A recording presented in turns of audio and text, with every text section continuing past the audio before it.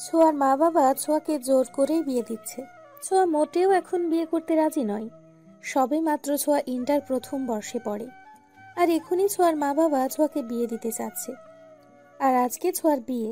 ছোঁয়া মোটেও এই বিয়েতে খুশি নয়। শুধুমাত্র মা বাবার খুশি আর জেদের কাছে হার মেনে এই বিয়েটা করছে। ছোঁয়াকে নিয়ে সবাই অনেক মজা করছে। ছোঁয়ার সেটা মোটেও পছন্দ হচ্ছে না। উল্টে ছোঁয়ার মাথা ব্যথা শুরু হয়ে গেছে। ছোঁয়া মনে মনে বলছে, একে তো এত ভারী লেহেঙ্গা আর গহনা সামলে রাখতে পারছি না, তার উপর এত বকবকানি আমি আর সহ্য করতে পারছি না। হায় আল্লাহ, এই শয়তানগুলোর হাত থেকে তুমিই রক্ষা করতে পারো। ছোঁয়া আর এদের কথা সহ্য করতে না পেরে একসময় বলেই ফেলল, প্লিজ তোমরা চুপ করবে এখন? একে তো এত ভারী লেহেঙ্গা আর গহনা, তার মধ্যে তোমরা শোনো, এই বিয়েটা আমি মোটেও নিজের ইচ্ছায় করছি না, তোমাদের খুশি আর জেদের জন্য করছি। প্লিজ তোমরা একটু চুপ করো, আর যদি চুপ করে না থাকতে পারো তাহলে আমার ঘর থেকে প্লিজ যাও। ঠিক আছে, আমরা চুপ করছি। সবাই একদম চুপ হয়ে গেছে। বিয়ের সময় হয়ে গেছে। ছোঁয়া খুব কান্না করছে, কারণ ছোঁয়া অপরিচিত একটা মানুষের হয়ে যাচ্ছে। ছোঁয়া নিজেকে মানিয়ে তুলবে কিভাবে সে বাড়িতে? বিয়ে সম্পন্ন হয়ে গেছে, এখন ছোঁয়ার বিদায় দেওয়ার পালা। ছোঁয়া খুব কান্না করছে ওর মা বাবাকে জড়িয়ে ধরে। ছোঁয়া চলে যাচ্ছে বলে সবাই কান্না করছে ছোঁয়াকে নিয়ে। যে খালাতো ভাইগুলো ছোঁয়াকে নিয়ে কোনো চিন্তাই করতো না, আজ সেই ভাইগুলো ছোঁয়ার জন্য কান্না করছে। ছোঁয়া ওদেরকে জড়িয়ে ধরে কান্না করছে। ওরা ছোঁয়াকে গাড়িতে উঠিয়ে বসিয়ে দিল। এখনো ছোঁয়ার কান্না থামছেই না। এর ভেতরে ছোঁয়া 1 মিনিটের জন্যও ছোঁয়া ওর স্বামীর দিকে তাকালো না। ছোঁয়ার চোখ দিয়ে শুধু পানি ঝরছে। ছোঁয়া ওর শ্বশুর বাড়িতে পৌঁছে গেছে। গাড়ি থেকে নামলো। ছোঁয়ার শাশুড়ি দরজার সামনেই দাঁড়িয়ে রয়েছে। ছোঁয়ার ননদ আগেই চলে এসেছে। ছোঁয়ার ননদের নাম লাবণ্য। লাবণ্য বলছে, ভাইয়া, ভাবিকে কোলে করে ঘরে নিয়ে আয়। ছোঁয়ার চোখ দিয়ে পানি পড়ছে এখনো। ছোঁয়ার স্বামী ছোঁয়াকে কোলে নিয়ে ভেতরে গেল। কিছু নিয়ম পালন করিয়ে লাবণ্য আর আরো কিছু মেয়ে ছোঁয়াকে ঘরে বসিয়ে দিয়ে আসলো। ছোঁয়া একলা একা ঘরে বসে রয়েছে আর মনে মনে ভাবছে, যতই আমার ইচ্ছের বিরুদ্ধে এই বিয়েটা হোক না কেন, যার সাথে আমার বিয়ে হয়েছে সে তো আমার স্বামী, তাকে তো আমি দূরে ঠেলে দিতে পারি না, আমাকে তো তার কাছে যেতেই হবে। ছোঁয়া একটু পরে দরজা খোলার শব্দ পেল। ছোঁয়া আবারও চোখ বন্ধ করে নিল, কারণ ছোঁয়ার খুব লজ্জা করছে। ছোঁয়া যে তার স্বামীর দিকে তাকাতে পারছে না। অনেক কষ্টে তাকালো ছোঁয়া ওর স্বামীর দিকে। ছোঁয়া তো ওর স্বামীর দিকে তাকিয়ে পুরাই অবাক, কারণ এ কনক যে বিজনেসে সবার থেকে টপে আছে, তার সাথে ছোঁয়ার বিয়ে হয়েছে, সেটা ছোঁয়া কিছুতেই বিশ্বাস করতে পারছে না। ছোঁয়া বিছানা থেকে দাঁড়িয়ে গেল। একটু পরে কনক রাগী গলায় বলে উঠল, আপনি এইখানে কি করছেন আমার ঘরে? এখনই বের হন এইখান থেকে। আর প্লিজ এই ন্যাকামো আমার সামনে দেখাবেন না। আর শুনুন, আপনি আমার সাথে এক বিছানায় থাকবেন না, আপনি নিচে থাকবেন। You understand that? ছোঁয়া কনকের এই কথাগুলো শুনে ভয়ে বিছানায় বসে পড়ল। বিছানা থেকে উঠে দাঁড়িয়ে ব্যাগ থেকে একটা শাড়ি বের করে নিয়ে ওয়াশরুমে গেল। ওয়াশরুমে ঢুকেই বলছে, এত রাগ ওনার এরকম রাগী মানুষ জীবনেও দেখিনি। আল্লাহ, এই রাক্ষসটাকে আমার কপালে লিখে রেখেছিলে। উনি যদি রাগী হয়ে থাকে, আমি তার থেকেও দ্বিগুণ রাগী। উনি আমাকে কি মনে করেন? ওনার রাগ সবসময় আমি সহ্য করব? না না, আমি সহ্য করব না। উফ, সেই গরম লাগছে, এক্ষুনি চেঞ্জ করতে হবে। এত ভারী যে এগুলো। ছোঁয়া শাড়িটা পরে নিল, তারপর বাইরে চলে আসলো। ছোঁয়া ওয়াশরুম থেকে বের হতেই না হতেই কনক ছোঁয়ার দিকে বালিশের কাঁথা ছুঁড়ে মারল। কনক ছোঁয়াকে বলছে, নিচে বিছানা করে শুয়ে পড়ুন। ঘুমানোর আগে লাইটটা অফ করে দিয়ে আসুন। ঠিক আছে। ছোঁয়া লাইটটা অফ করে দিয়ে এসে শুয়ে পড়ল নিচে। ছোঁয়া কোনোদিন নিচে শোয়নি, আর জীবনে প্রথম শুলো। ছোঁয়ার খুব শীত করছে। এই সামান্য কাঁথায় ছোঁয়ার হচ্ছে না। দেখ দেখ, রাক্ষসটা কত আরামে ঘুমাচ্ছে আমাকে নিচে নামিয়ে দিয়ে। ওনার রাগকে আমি মোটেও ভয় পাই না। উনি ওনার রাগ নিয়ে থাকুক, আমি আমার মতো থাকবো। আজকেই আমাদের বিয়ে হয়েছে, আর আজকে এই রাতেই উনি আমার সাথে এরকম ব্যবহার করলেন। ছোঁয়া কান্না করছে। কান্না করতে করতে বালিশ একদম ভিজিয়ে ফেলেছে। ছোঁয়া সারা রাত ঘুমোতে পারল না। আজান দিয়ে দিয়েছে। ছোঁয়া উঠে ওয়াশরুমে যেয়ে অজু করে এসে নামাজটা পড়ে নিল। ছোঁয়া মনে মনে বলছে, কিরকম মানুষ রে, নামাজ পড়তেই উঠছে না? উনি কি সারাটাক্ষণ রাগ নিয়ে থাকেন নাকি? রাক্ষস একটা। রাগ নিয়ে থাকুন, আমি আপনার কাছে আমার কিছুই যায় আসে না। সকাল হয়ে গেছে। লাবণ্য বাইরে থেকে ডাক দিচ্ছে ছোঁয়া আর কনককে। ছোঁয়া তাড়াতাড়ি করে কাঁথা আর বালিশটা উপরে উঠিয়ে নিল। তারপর ছোঁয়া বলছে, জি খুলছি দরজাটা। ছোঁয়া দরজাটা খুলে দিল। লাবণ্য বলছে, ভাইয়া কি উঠেছে? না, এখনো ওঠেনি। তুমি তাড়াতাড়ি করে ফ্রেশ হয়ে নিয়ে নিচে চলে এসো। ওকে। ছোঁয়া আবার ভেতরে ঢুকলো। ইস, কেমন করে শুয়ে রয়েছে। একে কেউ দেখে মনে করবে এ একটা রাগী মানুষ। সব সময় রাগী রাগী ভাব নিয়ে থাকে, সব কিছু নিয়ে সিরিয়াস থাকে। ছোঁয়া শুধু কনকের দিকে এক দৃষ্টিতে তাকিয়ে রয়েছে। কনক ঘুম থেকে উঠে গেছে। ছোঁয়াকে এইভাবে তাকিয়ে থাকতে দেখে রাগী গলায় বলছে, এইভাবে তাকিয়ে দেখছেনটা কি? আর আমি আপনাকে বলেছি না আমার সামনে না আসতে? আর আমি আপনাকে আমার স্ত্রী বলে স্বীকার করি না। আপনি এখন আমার চোখের সামনে থেকে দূর হন।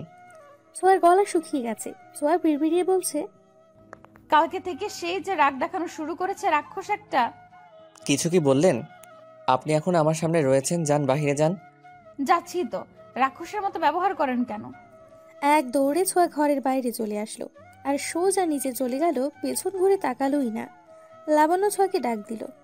ভাবি, এদিকে আসো, মা তোমাকে ডাকছে। জি আসছি। ছোঁয়ার সেই ঘরে গেল লাবণ্য যে ঘরে রয়েছে। ছোঁয়া ঘরে যেয়ে দেখে ছোঁয়ার শাশুড়ি আমিনা বেগম কত শাড়ি আর কত গয়না বের করে রেখেছে। ছোঁয়াকে বসিয়ে দিয়ে বলছে, তোমায় কিছু দেওয়ার আছে মা, আর কিছু বলারও আছে। জি আম্মু বলুন। এই শাড়ি আর এই গহনা আমার শাশুড়ি আমাকে দিয়েছিল, আর বলেছিল ওনার ছেলেকে সবসময় শাড়ির আঁচলে বেঁধে রাখতে। আর আজকে আমি তোমায় দিলাম এইগুলো, আর আমি তোমাকেও বলছি আমার এই রাগী ছেলেটাকে সবসময় শাড়ির আঁচলে বেঁধে রাখবে। কথা দাও মা আমাকে। জি আম্মু, কথা দিচ্ছি আমি সারা জীবন ওনাকে আমার শাড়ির আঁচলে বেঁধে রাখবো। আর একটা কথা বলার ছিল, তুমি কালকে থেকে কলেজে যাবে আর পড়ালেখা কন্টিনিউ করবে। থ্যাংক ইউ আম্মু। লাবণ্য, যা তোর ভাবিকে এই শাড়ি আর গহনা পরিয়ে দে। আজকে তো অনেকেই নতুন বউয়ের মুখ দেখতে আসবে, আর এমনিতেও অনুষ্ঠান করা হবে। জি মা, চলো ভাবি। লাবণ্য আর ছোঁয়া এই ঘর থেকে বের হয়ে গেল। ছোঁয়া দেখলো যে লাবণ্য ছোঁয়াকে নিয়ে কনকের ঘরে নিয়ে যাচ্ছে। ছোঁয়া লাবণ্যকে বাধা দিয়ে বলছে, এ কি, তুমি ওনার ঘরে নিয়ে যাচ্ছ কেন? এখন ওনার ঘরে যাওয়া যাবে না। কেন ভাবি? এখন উনি ব্যস্ত আছেন, ওনাকে ডিস্টার্ব করা ঠিক হবে না। আর তুমি জানোই তো উনি সব কাজ নিয়ে অনেক সিরিয়াস থাকেন, আর কেউ ডিস্টার্ব করলে প্রচুর রেগে যান, আর পুরোই রাক্ষসদের মতো লাগে ওনাকে। তারপর গলা শুকিয়ে যাওয়ার মতো অবস্থা হয়ে যায়। বুঝতে পেরেছি। চলো ভাবি, তুমি আমার ঘরে চলো। আমার ঘরে নিয়ে গিয়েই তোমাকে সাজাই। হুম। ওরা দুইজনে লাবণ্যের ঘরে গেল। লাবণ্য ছোঁয়াকে প্রথমে শাড়ি পরিয়ে দিল, হালকা একটু সাজিয়ে দিল, আর গহনাগুলো পরিয়ে দিল। লাবণ্য আর ছোঁয়া দুইজনে মিলে গল্প করছে। লাবণ্য ছোঁয়াকে জিজ্ঞাসা করলো, তোমাদের বাসরযাত্রা কেমন হলো? মনে করিয়ে দিও না কালকে রাতের কথা। মানছি যে উনি রাগী একটা মানুষ আর খুবই আনরোম্যান্টিক, তাই বলে কি উনি কালকেও রাগ দেখাবেন? ওনার মধ্যে কোনো রোমান্টিকতা নেই, পুরাই আনরোম্যান্টিক রাক্ষস একটা। ভাবি, তুমি মাইন্ড করো না, ভাইয়া এইরকমই। উনি কি ভেবেছেন আমি ওনার রাগ সহ্য করে যাব? উনি ভুল ভাবছেন। ওনার যদি রাগ করে থাকে তাহলে আমারও রাগ আছে। আর রাগ দেখাতে হবে না ভাবি, তুমি এখন নিচে চলো, মা ডাকছে। চলুন। ছোঁয়া আর লাবণ্য নিচে চলে আসলো। আমিনা ছোঁয়াকে নিয়ে যেয়ে খাবারের টেবিলে বসিয়ে দিল। ছোঁয়ার সামনে খাবার বেড়ে দিল। ছোঁয়ার হাতে অনেকগুলো গহনা দেখে আমিনা ছোঁয়াকে খাইয়ে দিচ্ছে। ওনার কি হাত নেই? উনি কি নিজে খেতে পারেন না? পারে খেতে নিজে নিজে, হাতে এতগুলো গহনা যে খেতে পারবে না, তাই খাইয়ে দিচ্ছি। ডিসগাস্টিং। কনক রাগ করে উপরে চলে গেল। ছোঁয়া আমিনাকে বলছে, আম্মু আমি আর খেতে পারবো না। সবে মাত্র তো এইটুকুই খেলে, আর একটু খাও। না আম্মু, বেশি খাই না আমি, বেশি খেলে আমার অবস্থা খারাপ হয়ে যায় আম্মু। ঠিক আছে, যা লাবণ্য, বৌমারে ঘরে নিয়ে যা। জি আম্মু। লাবণ্য ছোঁয়াকে ঘরে নিয়ে গেল। ছোঁয়া মন খারাপ করে বসে রয়েছে কনকের কাণ্ড দেখে। লাবণ্য ছোঁয়াকে জিজ্ঞাসা করলো, কি হয়েছে ভাবি, তুমি মন খারাপ করে বসে রয়েছো কেন? উনি এত অদ্ভুত কেন? এভাবে রাগ দেখালেন উনি নিচে। তুমি মন খারাপ করে থেকো না, ভাইয়া এইরকমই। দুপুর হয়ে গেছে, বৌভাতের অনুষ্ঠান শুরু হয়ে গেছে। লাবণ্য ছোঁয়াকে নিচে নিয়ে গেল। আমিনা ছোঁয়াকে বসিয়ে দিল। ছোঁয়াকে অনেকেই দেখতে এসেছে। ছোঁয়ার পরিবার থেকে সবাই চলে এসেছে। ছোঁয়া দৌড়ে ওর মা বাবার কাছে গেল, দুজনকে জড়িয়ে ধরে কান্না করছে। ছোঁয়ার মা বাবা ছোঁয়াকে জিজ্ঞাসা করছে, মা, আর কান্না করিস না, তোর কান্না কিছুতেই সহ্য করতে পারি না। ঠিক আছে আব্বু, আমি আর কান্না করব না। তুই ঠিক আছিস তো মা? জি আম্মু, ঠিক আছি আমি। খাওয়া দাওয়ার পর্ব শুরু হয়ে গেছে, সবাই খেতে বসে গেছে। খাওয়া দাওয়া শেষ। খাওয়া দাওয়ার পর লাবণ্য বলছে, ভাবি তুমি ভাইয়ের পাশে গিয়ে বসো না, ছবি তুলবে। লাবণ্য ছোঁয়াকে জোর করেই কনকের পাশে বসিয়ে দিল। যখন ওরা সবাই দূরে সরে গেল, কনক ছোঁয়ার হাত ধরে টেনে নিয়ে ঘরে নিয়ে গেল। ছোঁয়া বারবার বলেই চলেছে, আমার হাত ছাড়ুন, আমার খুব লাগছে। লাগুক না, তাতে আমার কি? আপনি কেন আমার পাশে এসে বসলেন? আপনার সাহস তো বড় কম নয়। কে অধিকার দিয়েছে আপনাকে আমার পাশে বসার? স্বয়ং আল্লাহ দিয়েছে এই অধিকার। আপনার কাছে আসা, আপনার পাশে বসা, আপনার সাথে সব সময় চলা, এইসব অধিকার সব আল্লাহ আগে দিয়ে রেখেছে, আগে থেকেই। তাতেও যদি আপনার সমস্যা হয়, আমার কিচ্ছুই যায় আসে না। সবাই নিচে আমাদেরকে খুঁজছে, নিচে যাচ্ছি আমি। ছোঁয়া নিচে চলে যাচ্ছে, হাতটা ডলতে ডলতে যাচ্ছে, হাতে একদম রক্ত জমে গেছে। কনক নিজেই নিজেকে বলছে, বেশি সাহস ওর। আজকে শুধু রাতটা আসতে দাও, তখন বুঝাবো আমি কি জিনিস। আমার জীবনে এই মেয়ের কোনো জায়গা নেই। কখনোই এই মেয়েকে নিজের স্ত্রী বলেও মানব না। I had her. কনকও নিচে চলে আসলো। বিকেল হয়ে গেছে, একে একে অনেক গেস্ট চলে যাচ্ছে, শুধুমাত্র আত্মীয়রা চলে গেল। একটু রাত হতে না হতেই ছোঁয়ার পরিবাররাও চলে গেল। চলে যাওয়ার সময় ছোঁয়া ওদেরকে জড়িয়ে অনেক কান্না করলো। সবাই রাতের বেলা নিচে বসে রয়েছে, সবাই মিলে এখন একটা অনুষ্ঠান করছে। এখন নাকি নাচ আর গান হবে। এই অনুষ্ঠানটা করছে ছোটরা, তাদের মধ্যে অনন্যাও রয়েছে। ওরা একে একে সবাইকে নিয়ে মজা করলো। এখন বাকি রইল ছোঁয়া আর কনক। তাই অনন্যা বলছে, যাদের বিয়ে হয়েছে তারাই তো কোনো কিছুই করলো না, এখন তাদেরকে সুন্দর একটা নাচ দিতে হবে। ভাইয়া আর ভাবি, তোমাদের দুজনকেই সুন্দর একটা নাচ দিতেই হবে, তাও আবার রোমান্টিক গানে। কি বলছো অনন্যা তুমি? কি বলছিসটা কি তুই অনন্যা? তুই ভালো করে জানিস আমি এসব অপছন্দ করি। তুমি অপছন্দ করলে কিচ্ছু যায় আসে না, আজকে তোমার কোনো কথাই আমরা শুনবো না। তুমি আর ভাবি এখন রোমান্টিক গানে ড্যান্স করছো, এটাই ফাইনাল। তাড়াতাড়ি আসো তোমরা এইখানে। অনন্যা নিজেই ছুটে সে কনক আর ছোঁয়াকে টেনে ধরে নিয়ে গেল, সামনে দাঁড় করিয়ে দিল। ছোঁয়া আর কনক বুঝতে পারছে না এখন ওরা কি করবে। সবার জোড়াজুড়িতে দুজনেই রাজি হয়ে গেল। কনক যখন ছোঁয়াকে টাচ করলো, তখন ছোঁয়ার সাথে সাথেই কেঁপে উঠল, কারণ জীবনে প্রথম ছোঁয়াকে কোনো ছেলে টাচ করলো। ছোঁয়ার শুধু বারবার কেঁপেই চলেছে। দুজনের নাচ শেষ, সবাই জোরে জোরে হাততালি দিল। ছোঁয়া লজ্জা পেয়ে উপরে চলে গেল আর মনে মনে বলছে, রাক্ষসটা আমাকে ছুলো আর আমার কোনো রকমই লাগলো না। উনি এত এরকম কেন? সকলের সাথেই রাগ দেখিয়ে কথা বলেন, মানছি যে উনি একটা রাগে মানুষ, তাই বলে এত রাগ দেখাতে হবে? এত রাগ কি স্বাস্থ্যের জন্য ভালো নাকি? কনক ঘরে ঢুকে দরজাটা আটকে দিয়ে ছোঁয়ার হাত ধরে টান দিল, অনেক শক্ত করে ধরলো হাতটা। কনক অনেক রেগে রয়েছে ছোঁয়ার ওপর। ছোঁয়া অনেক ব্যথা পাচ্ছে, ছোঁয়া আর সহ্য করতে পারছে না। ছোঁয়া একসময় বলে উঠল, আমার হাত ছাড়ুন আপনি, আমার খুব ব্যথা লাগছে, হাতটা ছাড়ুন। হাতে ব্যথা পান আর হাত কেটেই যাক, আই ডোন্ট কেয়ার। আজকে দুপুরবেলায় আমার যা খুশি তাই বলেছেন, কিন্তু আমি কিছুই বলিনি। তাই বলে ভাববেন না যে রাতে কিছু বলবো না। এখনই দেখতে পারবেন আমার কত রাগ, এখন তুমি বুঝবে। এই কথা বলে কনক আরো শক্ত করে ধরলো ছোঁয়ার হাতটা। ছোঁয়া আস্তে আস্তে করে চিৎকার করে উঠল। কনক হাতে একটা কাচের গ্লাস নিল, তারপর সেটা দূরে ছুঁড়ে মারল আর ছোঁয়াকে সেই কাজগুলোর ওপর ধাক্কা দিয়ে ফেলে দিল। ছোঁয়ার হাত দিয়ে অনেক রক্ত পড়ছে, ছোঁয়া কান্না করছে। তারপর কনক ছোঁয়ার উপর কাঁথার বালিশ ছুঁড়ে মারল আর বলল, লাইটটা অফ করে দিয়ে নিচে শুয়ে পড়। কনক এই কথা বলার পরপরই শুয়ে পড়ল। ছোঁয়ার হাত দিয়ে এতই রক্ত পড়ছে যে না বলার মতো। ব্যান্ডেজ যে কোথায় রাখা আছে এই ঘরে সেটা তো ছোঁয়া জানেই না। ছোঁয়া একটা পুরনো শাড়ি বের করে তার ছিঁড়ে হাতটা কোনো রকমে বেঁধে রাখলো। তারপর লাইটটা অফ করে দিয়ে ছোঁয়া শুয়ে পড়ল আর কান্না করতে লাগলো। কান্না করতে করতে একসময় ছোঁয়া ঘুমিয়ে পড়েছে। আজানের শব্দে ছোঁয়ার ঘুম ভাঙল। তারপর ধীরে ধীরে ঘুম থেকে উঠে ওয়াশরুমে যেয়ে ওজুটা করে এসে নামাজটা পড়ে নিল। কালকে রাতে যে ছোঁয়ার হাত দিয়ে রক্ত পড়ছিল সেই রক্ত বোঝা যাচ্ছে। তাই ছোঁয়া পুরনো কাপড়টা পানিতে ভিজিয়ে রক্ত মুছে দিল। তারপর নিচে চলে আসলো। নিচে যেয়ে দেখে কনকের মা আমিনা নিচে রান্না করছে। হাতটা লুকিয়ে নিচে নেমে আসলো। আমিনা ছোঁয়াকে দেখে বলছে, বৌমা, তুমি উঠে পড়েছো? কিন্তু তুমি এখনো এইভাবে কেন? তুমি রেডি হওনি কেন? রেডি কেন হব আম্মু? কোথায় যাব আমি আম্মু?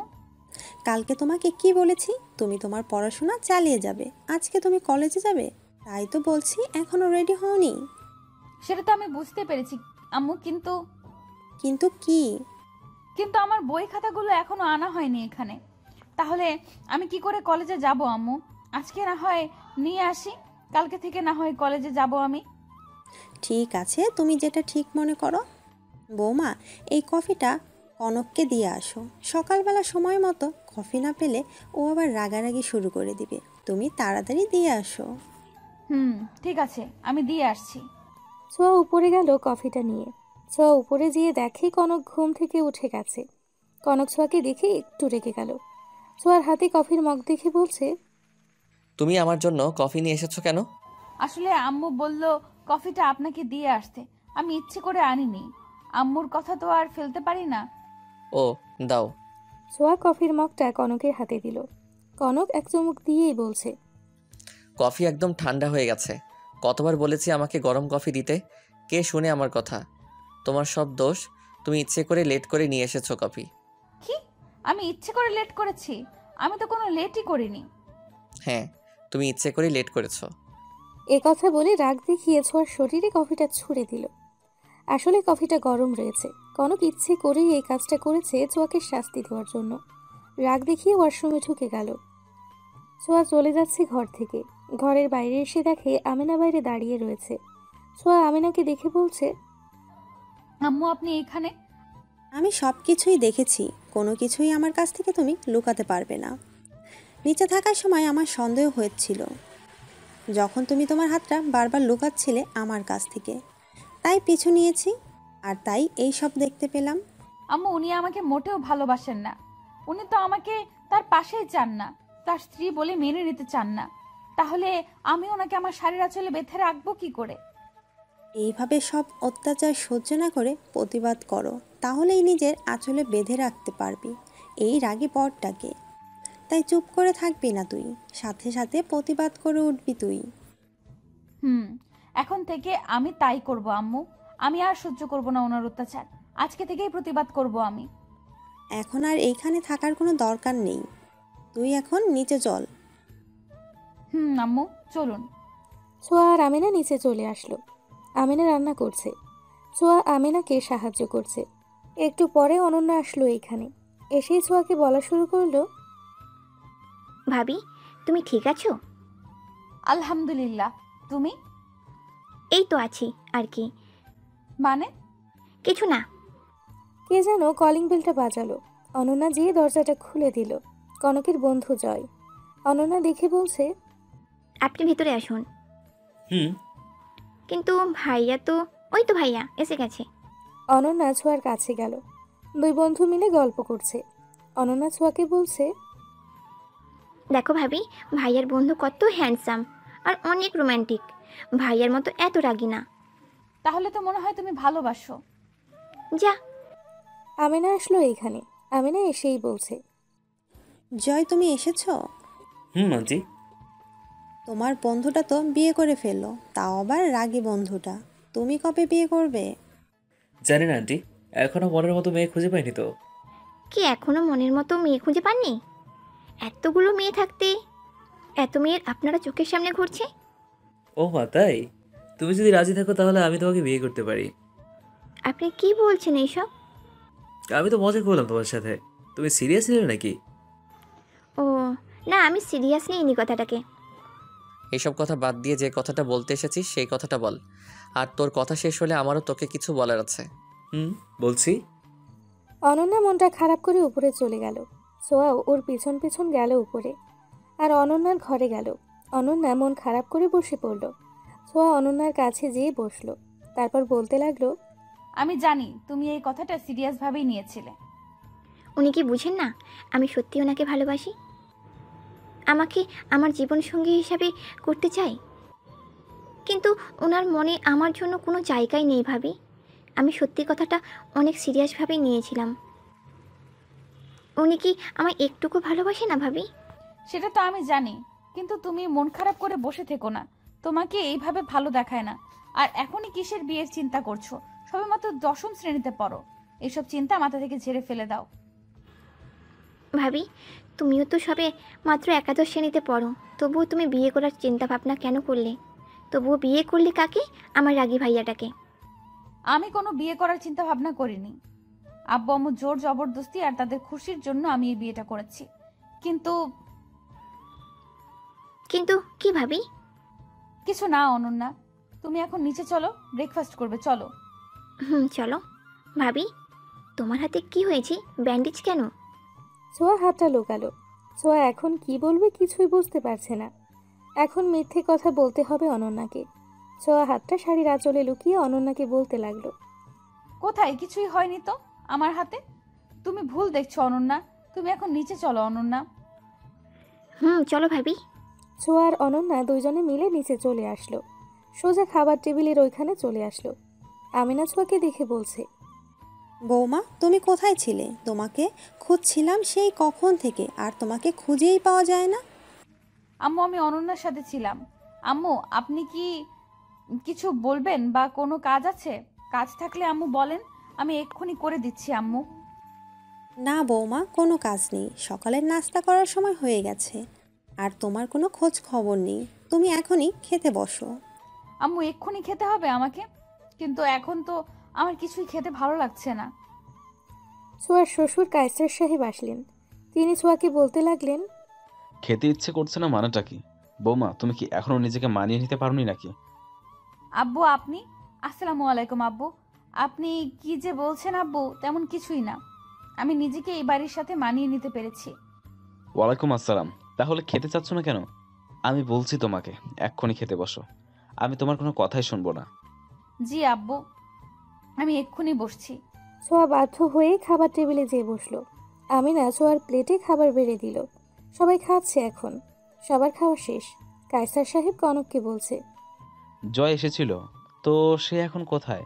তাকে তো দেখতে পাচ্ছি না। আব্বু, জয় চলে গেছে। সে কি না খেয়ে চলে গেল? আমাদের সাথে ব্রেকফাস্ট করে যেত, একসাথে বের হতাম। আমি আর আম্মু অনেকবার বলেছি আমাদের সাথে খেতে, কিন্তু বলল যে পরে একদিন খেয়ে যাবে। এখন নাকি জরুরি কাজ আছে, তাই চলে গেছে। ও, কিন্তু আমার তো জয়ের সাথে জরুরি কিছু কথা ছিল। কনক, তুই আমাকে জয়ের নম্বরটা দে, মোবাইলে কথা বলে নিব। ঠিক আছে, নাও। কনক কায়সার সাহেবকে নাম্বারটা দিয়ে দিল। তারপর দুজনেই বের হয়ে চলে গেল। আমিনা অনন্যার দিকে তাকিয়ে বলছে, কি রে অনন্যা, তোর আবার কি হলো? এইভাবে মন খারাপ করে বসে রয়েছিস কেন? কি হয়েছে কি তোর? কিছু না মা, আমার কিছু ভালো লাগছে না। আমি এখন আমার ঘরে যাচ্ছি। স্কুলে যেতে হবে, আমি রেডি হয়ে নিচ্ছি। যা তাড়াতাড়ি। অনন্যাও ওর রুমে চলে গেল। তারপর রেডি হয়ে নিয়ে স্কুলের উদ্দেশ্যে রওনা দিয়ে দিল। আমিনা আর ছোঁয়া দুপুরের জন্য রান্না করছে। ঠিক এই সময় কলিং বেলটা বেজে উঠল। ছোঁয়া যেয়ে দরজাটা খুলে দিল। ছোঁয়া দরজা খুলে দেখে একটা লোক দাঁড়িয়ে আছে। লোকটা ছোঁয়াকে বলছে, এইখানে ছোঁয়া নামের কি কেউ থাকে? থাকলে তাকে একটু ডেকে দিন। আমি ছোঁয়া। কি হয়েছে? বই খাতা আর কি যেন পাঠিয়েছে। ও হ্যাঁ, ভেতরে এনে দিয়ে যান প্লিজ। এনে দিচ্ছি। লোকটা সবকিছু এনে দিল ভেতরে। ছোঁয়া কিছু টাকা দিল ভেতরে এনে দেওয়ার জন্য। আর এই বাড়িতে যে কাজ করে রহিম, সে সবকিছু উপরে নিয়ে গেল। আমিনা ছোঁয়াকে বলছে, বই খাতা সব কিছু চলে এসেছে, কালকে থেকে কলেজে যাবে। জি আম্মু। দুপুর হয়ে গেছে। অনন্যা স্কুল থেকে চলে এসেছে। অনন্যা ফ্রেশ হয়ে এসে খেতে বসলো। আমিনা ছোঁয়াকেও জোর করে খেতে বসালো। ছোঁয়া খাবার আনছে আর মনে মনে বলছে, আমি যে খেতে বসেছি ওই রাক্ষসটা কি খেয়েছে? সেই যে সকালবেলা খেয়েছে, এখনো পর্যন্ত খেলো নাকি একমাত্র আল্লাহই জানে। রাক্ষসটা যদি আমার সাথে ভালো করে কথা বলতো তাহলে ফোন করে জানতে পারতাম খেলো কিনা। কনক বসে কাজ করছে। কনকের মনে হলো কে যেন ওকে স্মরণ করলো। এর জন্য কনক চুপ করে বসে রয়েছে। আর অন্যদিকে মন চলে গিয়েছে কনকের। কনক ভাবছে এই সময় কনককে কে স্মরণ করতে পারে। অফিসের একজন স্টাফ সেই কখন থেকে দাঁড়িয়ে রয়েছে। আর সেই কখন থেকে বলেই যাচ্ছে স্যার শুনছেন, ফাইলটা সাইন করিয়ে দিন। কনক বিরক্ত হয়ে বলছে। কি হয়েছেটা কি? এইভাবে চিল্লাচ্ছ কেন? স্যার, ফাইলটা সাইন করতে নিয়ে এসেছি। এত চিল্লিয়ে কথা বলার কি আছে? সেই কখন থেকে আপনাকে ডাকছিলাম, কিন্তু আপনি শুনছিলেন না। ওকে দাও, ফাইলটা সাইন করে দিচ্ছি। কনক ফাইলটা সাইন করে দিল। একটু পরে কনকের পিয়ন আসলো কনকের খাবার নিয়ে। কনককে খাবার দিল।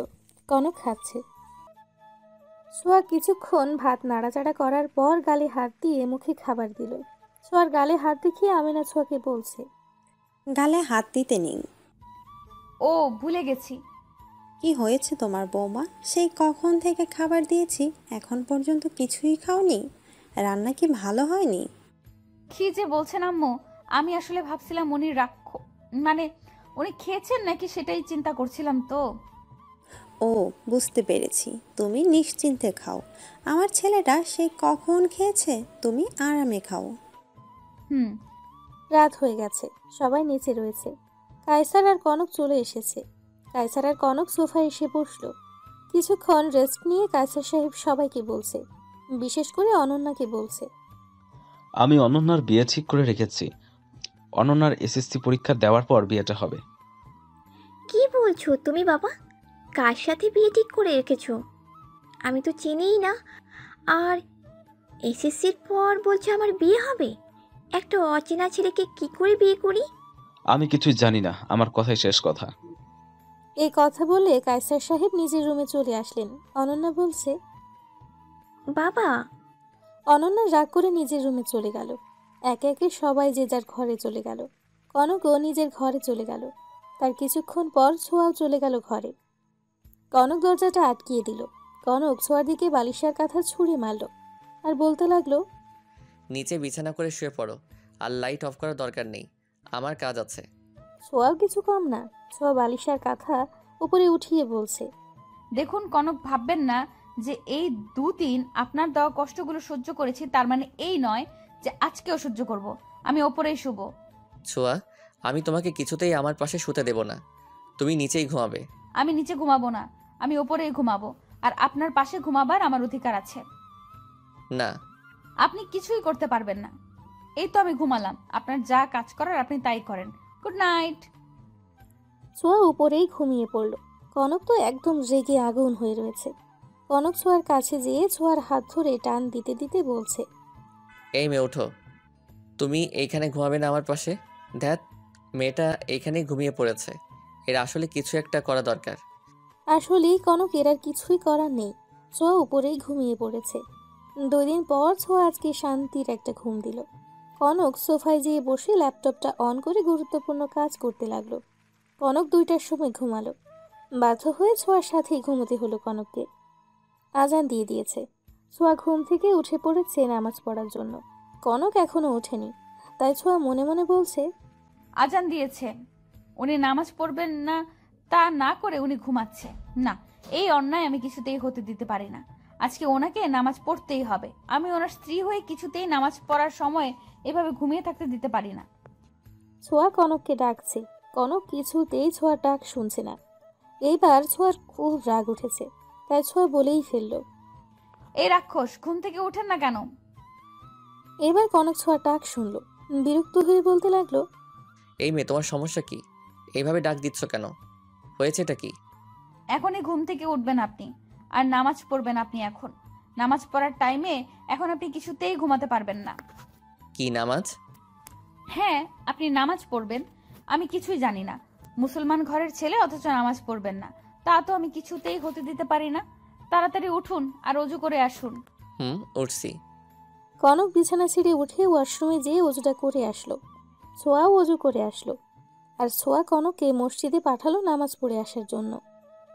কনককে মসজিদে পাঠিয়ে নিজে নামাজটা পড়ে নিল। কনক নামাজ পড়ে আসলো, আবার শুয়ে পড়ল। কি আর করবে বেচারা, রাত 2টার সময় ঘুমিয়েছিল। ছোঁয়া নিচে চলে আসলো। রান্নাঘরে এসে রান্না করতে লাগলো। একটু পরে আমিনা আসলো। আমিনা ছোঁয়াকে রান্না করতে দেখে বলছে, বৌমা, তুমি রান্না করছো কেন? আজকে তো তুমি কলেজে যাবে, যাও তাড়াতাড়ি রেডি হয়ে নাও। আমি কিন্তু জানি তোমাদের কলেজ 9টা থেকে শুরু হয়, তোমাকে রান্না করতে হবে না বৌমা, তুমি উপরে যেয়ে রেডি হয়ে নাও। জি আম্মু। ছোঁয়া আবার উপরে চলে আসলো। উপরে যেয়ে দেখে কনক ঘরে নেই। ছোঁয়া বলছে, যাক বাবা, রাক্ষসটা ঘরের ভেতরে নেই, এই সুযোগে আমি রেডি হয়ে নিতে পারি। ছোঁয়া জানতো না যে কনক ওয়াশরুমে ছিল। কনক ঘরে নেই এইটাই ভেবে ড্রেস চেঞ্জ করতে লাগলো। ঠিক ওই সময় কনক ওয়াশরুম থেকে বের হলো। কনক বাইরে এসে এইসব দেখে চোখ উপরে উঠে গেল। ছোঁয়া কিছুতেই বুঝতে পারল না যে কনক ওকে দেখছে। ড্রেস চেঞ্জ করে বই খাতা গোছানোর পর যখন পেছনে ঘুরে তাকালো, তখন কনককে দেখলো। ছোঁয়া কনককে দেখে ঢোক গিলল। কনকের চোখ এখনো উপরে উঠে রয়েছে।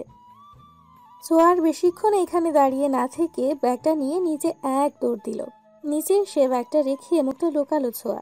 ছোঁয়াকে এরকম থাকতে দেখে আমিনা ছোঁয়াকে জিজ্ঞেস করছে, কি হয়েছে বৌমা, এইভাবে মুখ লুকাচ্ছ কেন? কিছু হয়নি তো আম্মু। কনক নিচে চলে আসলো। কার সাথে যেন কথা বলছে ফোনে, আর প্রচুর রেগে রয়েছে। এমন রেগে রয়েছে যে একসময় মোবাইলটাই ছুঁড়ে মারল। দামি মোবাইলটা একদম শেষ। ছোঁয়া একদম অবাক হয়ে তাকিয়ে রইল। একসময় চিৎকার করে বলতে লাগলো, আকাশ। আকাশ আসলো আর সাথে একটা মোবাইল নিয়ে আসলো। মোবাইলটা কনকের হাতে দিল। আমিনা ছোঁয়াকে বলছে, অবাক হওয়ার কিছু নেই বৌমা, এর আগে কতগুলো মোবাইল এভাবে ভেঙেছে, এটা আবার কি? নয় হ্যাঁ। জয় আসলো কনককে নিতে। ওরা দুইজনে একটা ইম্পর্ট্যান্ট মিটিংয়ে যাবে। অনন্যা নিচে আসছিল। হঠাৎ করে পা পিছলিয়ে পড়েই যাচ্ছিল। জয় এসে অনন্যাকে এসে ধরলো। জয় অনন্যাকে বলছে, এভাবে কেউ হাঁটে? যদি কিছু একটা হয়ে যেত? সরি। বৌমা তুমি এখনো দাঁড়িয়ে রয়েছ? তাড়াতাড়ি ব্রেকফাস্ট করে নাও, তোমার কলেজের সময় হয়ে যাচ্ছে। আর তোরাও খেতে বস। ছোঁয়া ব্রেকফাস্টটা সেরে নিয়ে কলেজে চলে আসলো। ক্লাসে ঢুকতে না ঢুকতেই ছোঁয়ার বান্ধবীরা ওর দিকে ছুটে আসলো। একদম জড়িয়েই ধরলো। সবাই ছোঁয়াকে বলছে, কি রে দোস্ত, কেমন আছিস? পুরো এক সপ্তাহ পরে আসলি তুই। কি আর করব বলো, আব্বু আম্মু জোর করেই বিয়েটা দিয়েই দিল। আমরা তো ভেবেই নিয়েছিলাম তোকে বোধহয় আমরা আর দেখতে পাবো না। মনে শান্তি পেলাম তুই এসেছিস। আমার শাশুড়ি আমাকে আসতে বলেছে। তোর শাশুড়ি কত ভালো রে। কিন্তু দোস্ত তোর হাতে কি হয়েছে? কিছুই হয়নি তো। বাদ দে তো এখন, আগে বল জিজুর নাম কি? কনক। আর প্রচুর রাগী, কথায় কথায় রাগ দেখায়। রাগ দেখানো ছাড়া আর কিছুই বোঝে না। কলেজে আসার সময়ও রাগ দেখে আসলাম রে আমার হাজবেন্ডের। কি? রাগীটাকে নিয়ে থাকিস কি করে? ওইভাবেই। সবাই মিলে আরো অনেক গল্প করতে লাগলো। কনক আর জয় গাড়িতে আছে। দুজনে মিলে জরুরি কথা বলছে। হঠাৎ করে কনকের যেন মনে হলো কেউ যেন কনককে নিয়ে কথা বলছে। কনক একদম অন্যমনস্ক হয়ে পড়েছে। জয় কনককে অন্যমনস্ক থাকতে দেখে জিজ্ঞাসা করছে, কিরে কি হয়েছে? এভাবে অন্যমনস্ক হয়ে রয়েছিস কেন? মনে হলো কে যেন তোমাকে নিয়ে কথা বলছে। কি আবার বলবে? ভাবি বলেছে। আচ্ছা, ভাবির সাথে এই কয়েকদিন কি করলি? তখনই কনকের সকালের কথা মনে পড়ল। আবার চোখ উপরে উঠল কনকের। এইসব বিষয় নিয়ে আমি কোনো কথা বলতে চাচ্ছি না। আমি খেয়াল করেছি যে তুই যখন অনন্যাকে কালকে ওই কথাটা বললি, তখন মন খারাপ করে উপরে চলে গিয়েছিল। আর আজকেও তোর দিকে কেমন করে তাকিয়েছিল। আমি কিছুই বুঝতে পারলাম না। আমি কিছু জানি না। অনন্যা, কি হয়েছে?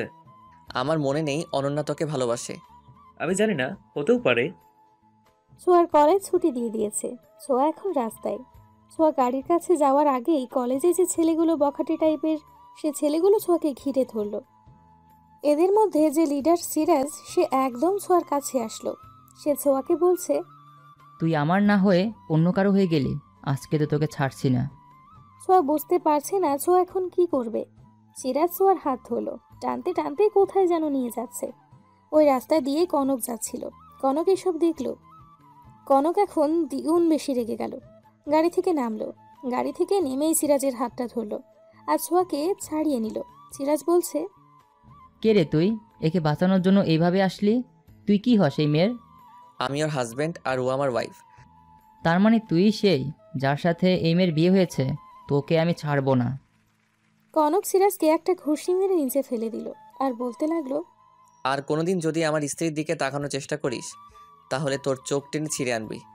আর গায়ে হাত দেওয়ার চেষ্টা করিস, তাহলে তোর হাত কিন্তু তোর বডিতে থাকবে না। তুই জানিস না কার গায়ে তুই হাত তুলেছিস? আমার বাবা তোকে ছাড়বে না। তুই হয়তোবা আমাকে চিনিসনি। আমি কে? আমি কনক চৌধুরী। পুরো দেশ আমাকে চিনে, আমাকে জানে। অনেক বড় বিজনেসম্যান। আমার স্ত্রীর আশেপাশে তোকে যেন না দেখি। ছোঁয়া কনকের মুখে এসব কথা শোনার পর থেকে চোখ দিয়ে পানি পড়ছে। কনক ছোঁয়ার হাতটা ধরলো আর গাড়িতে নিয়ে বসালো। আর কনক গাড়ি ড্রাইভ করছে। কনক এখনও অনেক রেগে রয়েছে। গাড়ি চালানোর ভাব দেখেই বোঝা যাচ্ছে। ছোঁয়া শুধু চুপ করে বসে রয়েছে। ওরা বাসায় চলে এসেছে। কনক গাড়ি থেকে নামলো প্রথমে, তারপর ছোঁয়াকে হাত ধরে গাড়ি থেকে নামালো, তারপর হাত ধরে সোজা ঘরে নিয়ে যাচ্ছে। ঘরে নিয়ে যেয়ে দরজাটা একদম আটকিয়ে দিল। আমিনা আর অনন্যা দরজার বাইরে দাঁড়িয়ে রয়েছে। ওরা বুঝতে পারছে না ভেতরে কি হচ্ছে। কনক ছোঁয়াকে জিজ্ঞাসা করছে, ছেলেটা কে? আমাদের সাথেই পড়ে, ওর নাম সিরাজ। কে বলেছিল ছেলেটার সাথে কথা বলতে? তাহলে এইরকম কিছুই হতো না। আমি ছেলেটার সাথে কথা বলতে যাইনি। আমি গাড়ির কাছে যাচ্ছিলাম, ওই সময় ওর বন্ধুরা আমার সামনে আসে, তারপরে তো হলো। ছেলেটার বাবার নাম কি? বলল যে ছেলেটার বাবা নাকি আমাকে শেষ করে দিবে। কে ওই শয়তান ছেলেটার বাবা? আরমান শিকদার। ও আই সি। কালকে থেকে তুমি একা একা কলেজে যাবে না, আর একা একাও আসবে না। আমি তোমাকে দিয়ে আসবো আর নিয়ে আসবো। ঠিক আছে। কনক দরজা খুলে দিল। আমিনা আর অনন্যা এখনো বাইরেই দাঁড়িয়ে আছে। আমিনা কনককে জিজ্ঞাসা করছে, কি হয়েছিলটা কি? এইভাবে দরজা আটকিয়ে দিয়ে কি করছিলি বৌমার সাথে? কিছু না। তুই আবার বৌমাকে অত্যাচার করছিলি দরজা আটকিয়ে? আম্মু, তুমি সবসময় নেগেটিভ ভাবো কেন? একটু কি পজিটিভ ভাবতে পারো না? তাহলে দরজা আটকিয়ে করছিলিটা কি? বললাম তো কিছুই না। কনক রাগ করে নিচে চলে গেল। ছোঁয়া কনকের পেছন পেছন যেতে চাচ্ছিল, কিন্তু আমিনা ছোঁয়ার হাতটা ধরে টানলো। ছোঁয়া কাঁদো কাঁদো গলায় আমিনাকে বলছে, এমনিতেই উনি খুব রেগেছিলেন, আর আপনি আরো রাগিয়ে দিলেন আম্মু। এই রাগ কি আর এত সহজে কি ভাঙবে? কেন, কি হয়েছে বৌমা? ছোঁয়া আমিনাকে সবকিছু খুলে বলল। ছোঁয়া আবার বলা শুরু করলো, এখন অনেক রেগে রয়েছেন উনি, জানি না এখন উনি কি করবেন। এখন আর একা একা কলেজে যাবি না, আমিও তোর সাথে যাব। না আম্মু, আপনাকে যেতে হবে না। উনি বলে দিয়েছেন কালকে থেকে উনি আমাকে কলেজে দিয়ে আসবেন আর নিয়েও আসবেন। ভালোই হলো। অনন্যা, তুই তোর ভাবির সাথে এখন থাক। জি আম্মু। ছোঁয়া আর অনন্যা বসে রয়েছে। অনন্যাকে ছোঁয়াকে বলছে, যখন ছেলেটা তোমার গায়ে হাত দিল তখন না একটা থাপ্পড় আর জুতার বাড়ি মারা উচিত ছিল ভাবি। সেই শক্তিটাই তো পাচ্ছিলাম না। উনি যদি তখন ওখান দিয়ে না যেতেন তাহলে যে কি হতো। ভাবি। কনক অফিসে চলে এসেছে। কনক ওর কাজ করছে। কনকের আশেপাশে যে থাকে আকাশ, সে এসে বলছে, স্যার, আপনার সাথে আরমান শিকদার দেখা করতে এসেছে। ওনাকে ভিতরে পাঠিয়ে দাও। Okay sir. আকাশ বাইরে যেয়ে আরমান শিকদারকে ভেতরে পাঠিয়ে দিল। কনক আরমান শিকদারকে দেখে বলল, আরমান শিকদার, হঠাৎ করে আমাকে কেন মনে পড়লো? তোমাকে কিছু বলতে এসেছিলাম কনক চৌধুরী। কি কথা? আজকে তুমি আমার ছেলের গায়ে হাত তুলেছো কেন? আপনার ছেলে এমনই এক কাজ করেছে যার জন্য হাত তুলতে বাধ্য হয়েছি। আমার ছেলে কি এমন করেছে যে গায়ে হাত তুলেছো তুমি? আমার স্ত্রীর দিকে খারাপ নজরে দেখেছিল আর ওর গায়েও হাত দিয়েছিল, এর জন্য মেরেছি আপনার ছেলেকে। নিজের জীবন যদি বাঁচাতে চাও তাহলে মেয়েটাকে ছেড়ে দাও। তোমার সাথে ওই মেয়ে বিয়ে হওয়ার আগে আমার ছেলে ওই মেয়েকে ভালোবাসতো আর চাইতো, আর এখনো চায়। তাই ভালোই ভালোই মেয়েকে ছেড়ে দাও। সরি। এই কনক চৌধুরী। আওয়াজ নিচে। আরমান শিকদার, আপনি এখন ভালোই ভালোই যান এইখান থেকে, নয়তো আমার সিকিউরিটি এনে ঘাড় ধাক্কা দিয়ে বের করে দিব। ঠিক আছে, যাচ্ছি। আরমান শিকদার চলে গেল। এতদিন আমি ওকেই ছাড়তে চাইতাম না, আমি আর জীবনও মেয়েটাকে ছাড়বো না। মেয়েটাকে যদি ছেড়ে দেই তাহলে মেয়েটা সুরক্ষিত থাকবে না। রাত হয়ে গেছে। কনক বাসায় চলে এসেছে। ছোঁয়া এখনো ঘুমায়নি। কনক ঘরে এসে দেখে ছোঁয়া এখনো জেগে রয়েছে, মানে রাত জেগে পড়ছে। কনক ছোঁয়াকে বলছে, তুমি এখনো জেগে রয়েছো, ঘুমানি কেন? কলেজে অনেক পড়া, তাই এখনো ঘুমাইনি। এত রাত জেগে পড়তে হবে না, এখন শুবে তুমি। আর কালকে যদি আবার কিছু করার চেষ্টা করে আমায় সরাসরি কল করবে। ঠিক আছে। এখন আর রাত জাগতে হবে না, শুয়ে পড়ো এখন। না। কনক অনেক রেগে গেছে। ছোঁয়া সেটা বুঝতে পেরেছে, আর রাগাতে চায় না বলে আর কোনো কথা না বলে শুয়ে পড়ল। কনক লাইটটা অফ করে দিয়ে ছোঁয়ার পাশেই শুয়ে পড়ল। কিসের জন্য যেন ওরা দুজনে দুজনের দিকে তাকালো। দুজনেই একটু লজ্জা পেল। কনক নিজেকে ঠিক রেখে ছোঁয়াকে বলছে, তুমি এখনো ঘুমাওনি কেন? কি করব, কিছুতেই তো ঘুম আসছে না। কিন্তু আপনি এখনো ঘুমাননি কেন? এমনি। তাড়াতাড়ি ঘুমিয়ে পড়ো, আর কোনো কথা নয়। আমি না হয় ঘুমিয়ে পড়বো, আপনি আগে ঘুমান তো, তারপর না হয় আমি ঘুমিয়ে পড়বো। আপনি না ঘুমালে আমি কিন্তু ঘুমাবো না, এই বলে দিলাম। ঠিক আছে। কনক ওই পাশে ঘুরে ঘুমিয়ে পড়ল। ছোঁয়া কনককে কিছুক্ষণ দেখার পর ওই পাশে ঘুরে ঘুমিয়ে পড়ল। আজানের শব্দে ছোঁয়ার ঘুম ভাঙল। চোখ ডলতে ডলতে ছোঁয়া শোয়া অবস্থায় থেকে বসে পড়ল। ছোঁয়া পাশে তাকিয়ে দেখে কনক এখনো ওঠেনি। ছোঁয়ার মেজাজটা এখন গরম হয়ে গেল। কনকের কাছে যেয়ে কনককে ডাক দিচ্ছে। ওই, আপনি উঠছেন না কেন? কালকে না আপনাকে বলেছি প্রতিদিন নামাজ পড়তে? আপনি এখনো উঠছেন না ঘুম থেকে? আমার আর ভালো লাগে না, আমার হয়েছে যত জ্বালা। কনক তো উঠল না, উল্টো হাতটা ধরে টান দিল। ছোঁয়া একদম কনকের উপর গিয়ে পড়ল। ছোঁয়া আরো রাখতে রাখতে বলল, বুঝতে পেরেছি ওনাকে কিভাবে ঘুম থেকে জাগাতে হবে। এই কথা বলার পরপরই কনকের ঠোঁটের সাথে ছোঁয়া ও ঠোঁটটা মিলিয়ে দিল। কনকও ঠোঁটে কারোর স্পর্শ পেল, একদম সাথে সাথেই চোখটা খুলে ফেলল।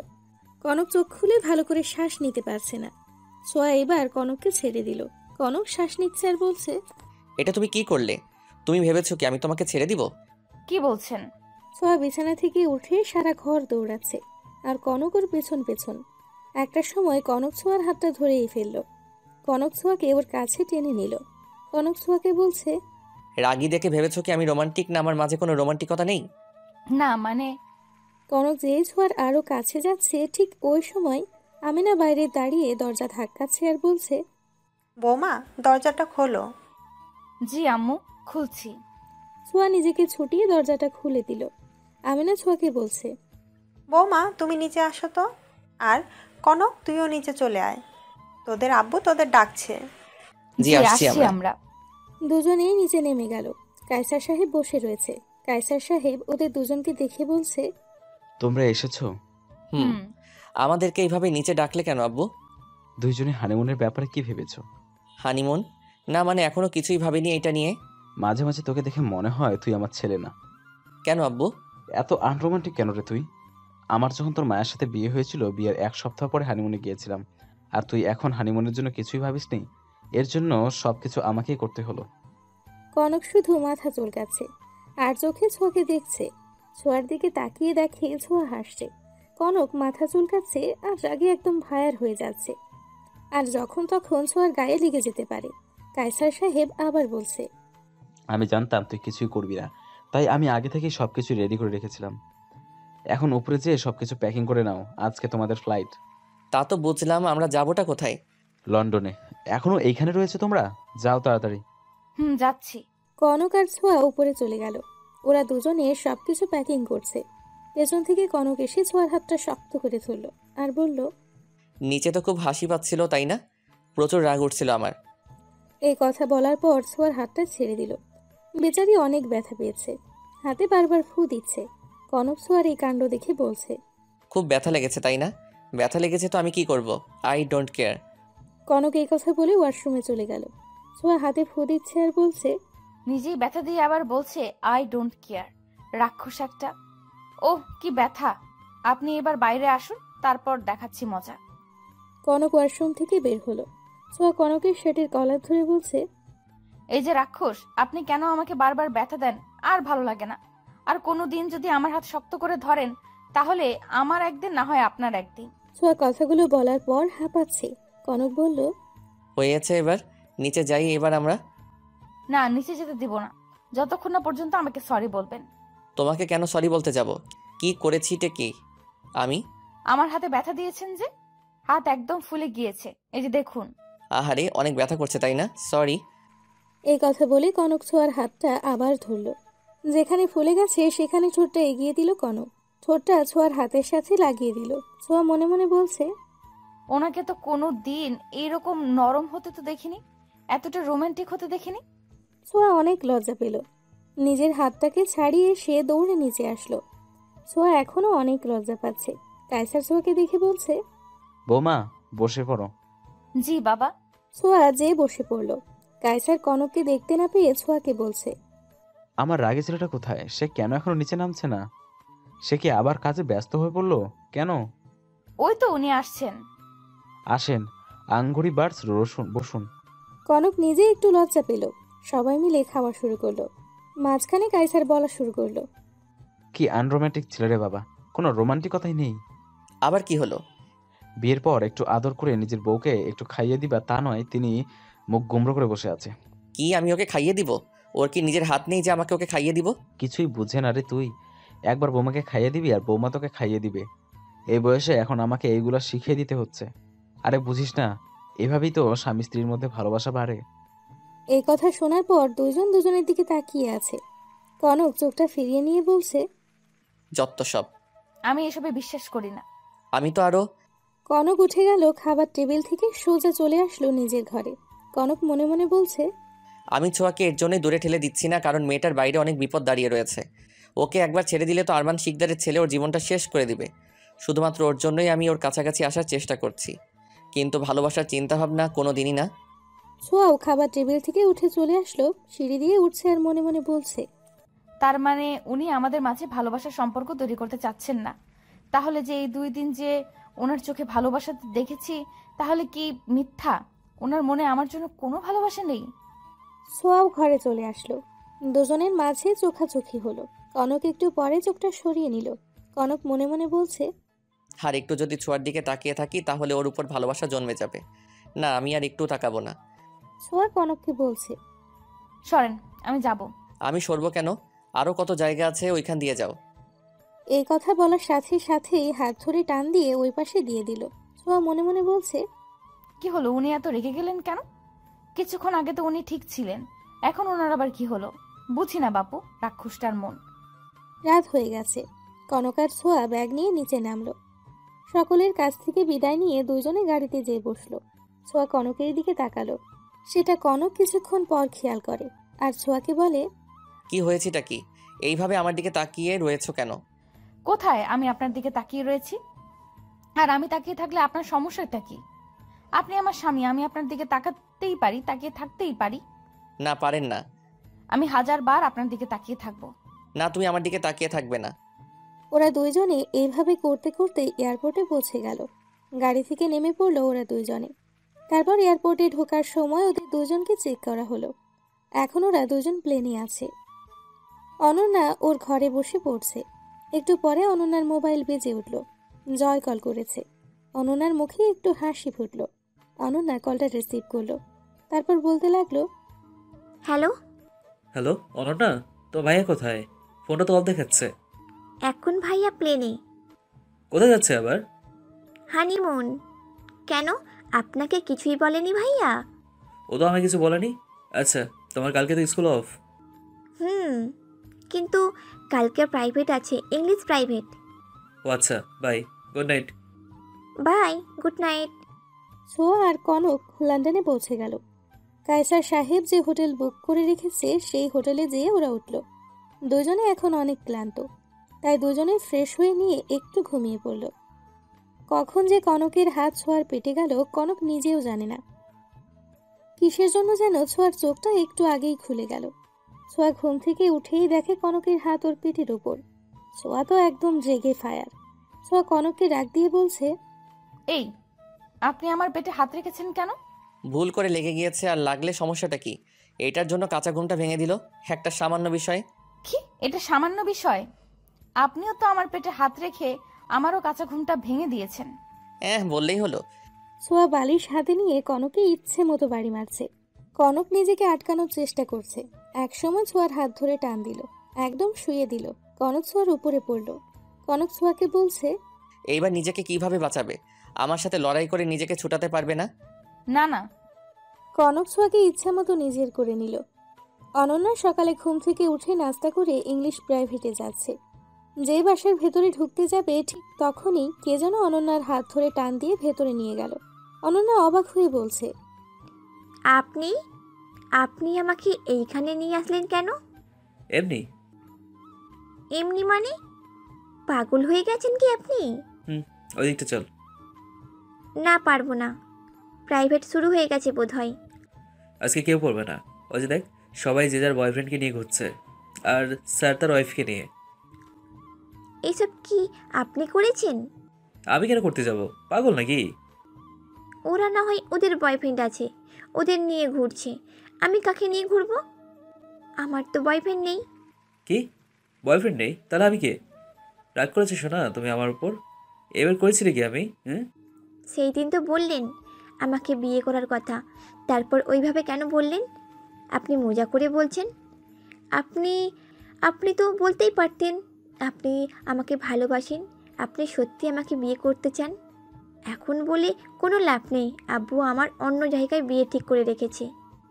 আমার এসএসসি পরীক্ষার পর আমার বিয়ে দিয়ে দিবে। হ্যাঁ বললেই হলো তোমার বিয়ে? তোমার বিয়ে শুধু আমার আমার সাথেই হবে। আমার উপর আর রেগে থেকো না। ওইদিকে তো চলো, এইখানে অক্সিজেনের বড্ড অভাব। চলো। সোয়া কনককে ধাক্কা দিল আর বলতে লাগলো, এমনিতেই মনে হয় একটা রাগী, এর মনে যে এত শয়তানি সেটা তো একদমই মনে হয় না। এই যে হ্যালো, যে কে বলেছে যে রাগী থাকে সে রোমান্টিক হতে পারে না? আমি তো রাগী থাকি কাজের জন্য, তাছাড়া তো আর কিছুই না। আর কে বলেছে যে রাগীরা রোমান্টিক থাকে না? কেউই বলেনি, আমিই বললাম। ভেবেছিলাম তোমাকে নিয়ে আজকেই বের হব, কিন্তু তার হলো না। মনে হচ্ছে তোমার সাথে ঝগড়া করতেই হবে এই এক সপ্তাহ, আর বের হতেই পারবো না। বললেই হলো, অবশ্যই বের হব। আজকে না হয় বের হতে না পারলাম, কালকে বেরই হব। আপনি তো আমার সাথে পাগলামো করা শুরু করলেন, আর এটাই করতে করতে রাত হয়ে গেছে। দরজার বাইরে দাঁড়িয়ে একজন এসে বলছে, স্যার আপনাদের জন্য রাতের খাবার। কনক দরজাটা খুলে দিল। সে ভেতরে খাবারটা রেখে দিল আর বলতে লাগলো, এর আগে তো আসতেন কাজের জন্য, এবার আসলেন ওয়াইফ নিয়ে। এ কথা বলে লোকটা চলে গেল। সোয়া কনককে বলছে, আর আগেও আপনি এখানে আসতেন? কাজের জন্য। আর বেশি কথা না বলে ডিনার করে নাও। আগে আপনি না খাওয়া পর্যন্ত আমি খেতে পারি না। ঠিক আছে। ওরা দুইজনেই খেয়ে দিয়ে আবার শুয়ে পড়ল। কালকে সকালে ঘুম থেকে উঠল। সকালে নাস্তা করার পরই ওরা দুজনেই বের হয়ে গেল। এই ভালোভাবে দুইজন ঘুরছে, আর কিছুক্ষণ পর আবার ঝগড়া। ছবিও তুলছে একটু পর। একটু পর ছোঁয়া বায়না ধরলো আইসক্রিম খাবে। কনক আর কি করবে? কনক আইসক্রিম আনতে চলে গেল। কনক আইসক্রিম আনতে গেছে। আইসক্রিম আনতে গিয়ে কনক একটু অবাক হলো। কনক সিরাজকে দেখল। সিরাজও কনককে দেখতে পেল।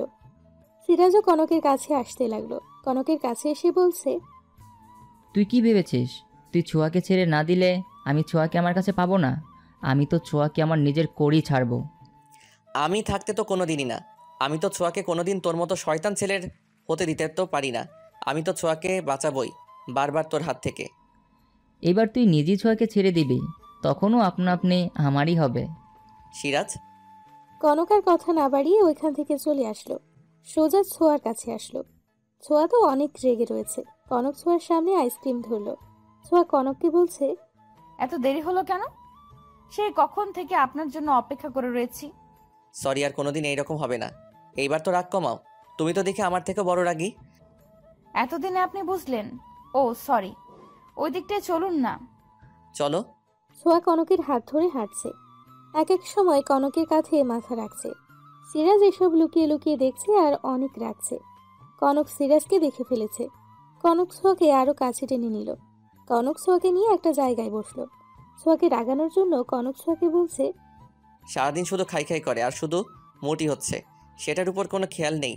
উনি এখন আইসক্রিম খাচ্ছেন। ছোঁয়া তোর এই পরিমাণে রেগে গেছে। রেগে গিয়ে ছোঁয়া কনকের শার্টে আইসক্রিমটা ভরিয়ে দিল আর কনকের হাতে ধরিয়ে দিল। ছোঁয়া রাখতে রাখতে কনককে বলছে, লাগবে না, আমি আপনার সাথে থাকবো না, আমি আপনার সাথে ঘুরবো না, এই আমি গেলাম ফিরে। ছোঁয়া রেগে গিয়ে উঠে সোজা হোটেলের দিকে যাচ্ছে। কনক আইসক্রিমটা হাতে নিয়ে ওর পেছনে পেছনে যাচ্ছে। ছোঁয়া সোজা হোটেলের ভেতরে ঢুকলো। কনক ঢুকলো পেছন পেছন। কনক ছোঁয়াকে পেছন থেকে জড়িয়ে ধরলো। ছোঁয়া নিজেকে অনেক কষ্টে ছুটিয়ে কনককে ধাক্কা দিল। ছোঁয়া এখনো কনকের উপর অনেক রেগে রয়েছে। রাগী গলায় কনককে বলল, খবরদার, আপনি আমাকে জড়িয়ে ধরবেন না। এতটাই রেগে গেছো তুমি আমার উপর? এবার তোমার রাগ ভাঙাবো আমি। পারবেন না আপনি আমার রাগ ভাঙাতে। ও কি তাই? ঠিক আছে, আমার না খুব ক্ষুধা লেগেছে। তো আমি কি করব? আপনার যা ইচ্ছে আপনি তাই খান। আমার তো তোমাকে খেতে ইচ্ছে করছে। কি? যা শুনেছো তাই বলেছি। আপনি আমাকে খাবেন? খেতেও তো পারেন। আপনি তো আবার একটা রাক্ষস। আমি তো রাক্ষস। এবার আমি তো তোমাকে খাওয়াবো। এই বলে ছোঁয়ার পেছনে ছুটছে কনক। ছোঁয়া শুধু নিজেকে বাঁচানোর চেষ্টা করছে। একসময় কনক ছোঁয়াকে ধরেই ফেলল। ছোঁয়াকে ধরে খাটে শুয়ে দিল। তারপর ছোঁয়ার ঘাড়ে মুখটা নিয়ে সে একটা কামড় দিল। তারপর কনকের ঠোঁট ছোঁয়ার ঠোঁটের সাথে মিশিয়ে দিল। অনেকক্ষণ পর কনক ছোঁয়াকে ছাড়লো। ছোঁয়া কনককে বলছে, তাই নাকি? হুম। এ বলে ছোঁয়া কনকের ঘাড়ে আস্তে করে একটা কামড় দিল। কনক ছোঁয়াকে বলছে, এইবার তুমি আমাকে দাও। কি দিব? ওই তো আমি যেটা তোমাকে দিলাম। ছোঁয়া লজ্জা পেয়ে মুখ ঘুরিয়ে নিয়ে কনককে বলছে, যা, পারবো না। তাহলে আমি উঠছি না তোমার উপর থেকে? না না, এই তো আমি দিচ্ছি। ছোঁয়াও কনককে দিয়ে দিল একটা কিস। এভাবে করতে করতে পুরো 7 দিন কেটে গেল। এখন ওরা এয়ারপোর্টে যাচ্ছে চলে যাওয়ার জন্য। ছোঁয়া আর কনক যে হোটেলে ছিল, সিরাজও ঠিক ওই হোটেলেই ছিল এই কয়দিন, কিন্তু সেটা কনক এখনো বুঝতে পারেনি। কনক আগেই ক্যাবের ওইখানে চলে গিয়েছিল, কিন্তু ছোঁয়া একটু পরে যাচ্ছে। ছোঁয়া যেই ক্যাবের ওইখানে যাবে ঠিক তখন সিরাজ ছোঁয়ার হাত ধরে টান দিয়ে অন্য জায়গায় নিয়ে গেল। সিরাজ ছোঁয়ার মুখ চেপে ধরে বলছে, তুই শুধু আমার, আর অন্য কারো নয়। তুই শুধুই আমার হবি। তোর পিছু আমি এত সহজে ছাড়বো না।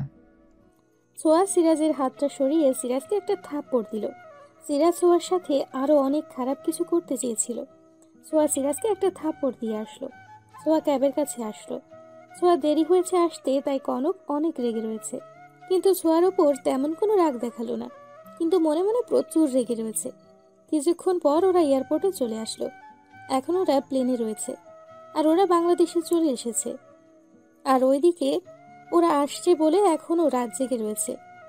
ওরা কিছুক্ষণ পর বাড়িতে চলে আসলো। ওরা ভেতরে চলে আসলো। আমিনা ছোঁয়াকে বলছে, বৌমা, ওইখানেও যে আমার ছেলে তোমার উপর রাগ দেখায়নি তো? না আম্মু। তোমরা এখন উপরে যাও, উপরে যেয়ে রেস্ট নাও। কনক আর ছোঁয়া দুজনেই উপরে গেল। ব্যাগ থেকে সব কাপড় বের করে রেখে দিল। ছোঁয়া লাইটটা অফ করে দিল। দুজনেই শুয়ে পড়ল। ছোঁয়া একটু পরে খেয়াল করলো কনক ছোঁয়ার দিকে তাকিয়ে রয়েছে। ছোঁয়া কনককে জিজ্ঞেস করছে, এইভাবে কি দেখছেন? তোমাকে দেখছি। তোমায় শুধু বারবার দেখতে ইচ্ছে করছে। মন চাচ্ছে তোমাকে জড়িয়ে ধরে শুয়ে থাকি। কি বলছেন? আমার খুব লজ্জা লাগে। ছোঁয়া কনকের গায়ে হাত দিল। ছোঁয়া কনকের গায়ে হাত দিয়ে দেখে কনকের গায়ে প্রচুর জ্বর। ছোঁয়া জোরে করে বলে উঠল, এই কি, আপনার গায়ে তো জ্বর, জলপট্টি দিতে হবে এখনই। জ্বরের জন্য গায়ে হাত দেওয়াই যাচ্ছে না। ছোঁয়া এক দৌড়ে নিচে থেকে একটা বাটিতে করে পানি নিয়ে আসলো, কিন্তু কিছুতেই একটা কাপড় খুঁজে পাচ্ছে না। তারপর কোনো উপায় না পেয়ে শাড়ির আঁচল টান দিয়ে ছিঁড়ল। তারপর তাড়াতাড়ি করে উপরে চলে আসলো আর কনকের পাশে যেয়ে বসলো, আর সারা রাত কনকের মাথায় জলপট্টি দিতে লাগলো। সকাল হয়ে গেছে। সারা রাত জলপট্টি দেওয়ার পর কনকের জ্বর একটু কমেছে। কনক ছোঁয়ার হাতটা শক্ত করে ধরে রেখেছে। আমিনা একটু পরে দরজা ধাক্কাচ্ছে আর বলছে, কি হলো বৌমা, এখনো নিচে আসছো না কেন? কোনো কিছু কি হয়েছে বৌমা? দরজাটা খোলো। ছোঁয়া দরজাটা খুলে দিল। আমিনা দেখে ছোঁয়ার চোখে পানি। ছোঁয়ার চোখে পানি দেখে আমিনা ছোঁয়াকে জিজ্ঞাসা করছে, কি হয়েছে বৌমা, তুমি কান্না করছো কেন? ছোঁয়া আমিনাকে সব খুলে বলল। তারপর কান্না জড়িত কণ্ঠে বলছে, তখন আমি বুঝতে পারছিলাম না আমি কি করব।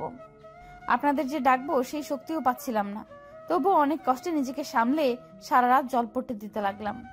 শান্ত হও বৌমা, রিল্যাক্স। এখন কি কিছুটা জ্বর কমেছে কিনা? কমেছে। আমিনা নিচে যেয়ে খাবার নিয়ে আসলো আর ছোঁয়াকে বলে দিল খাবারটা খাইয়ে দিয়ে ওষুধটা খাইয়ে দিতে। কনক কিছুতেই এই জ্বরওয়ালা মুখ নিয়ে কোনো কিছুই খেতে চাচ্ছে না, কিন্তু অনেক কষ্টে ছোঁয়া কনককে বুঝিয়ে খাইয়ে দিচ্ছে। একটু পানি খাওয়ার পর কিছুতেই কনক আর খেতে পারছে না। কনকের বারবার বমি আসছে।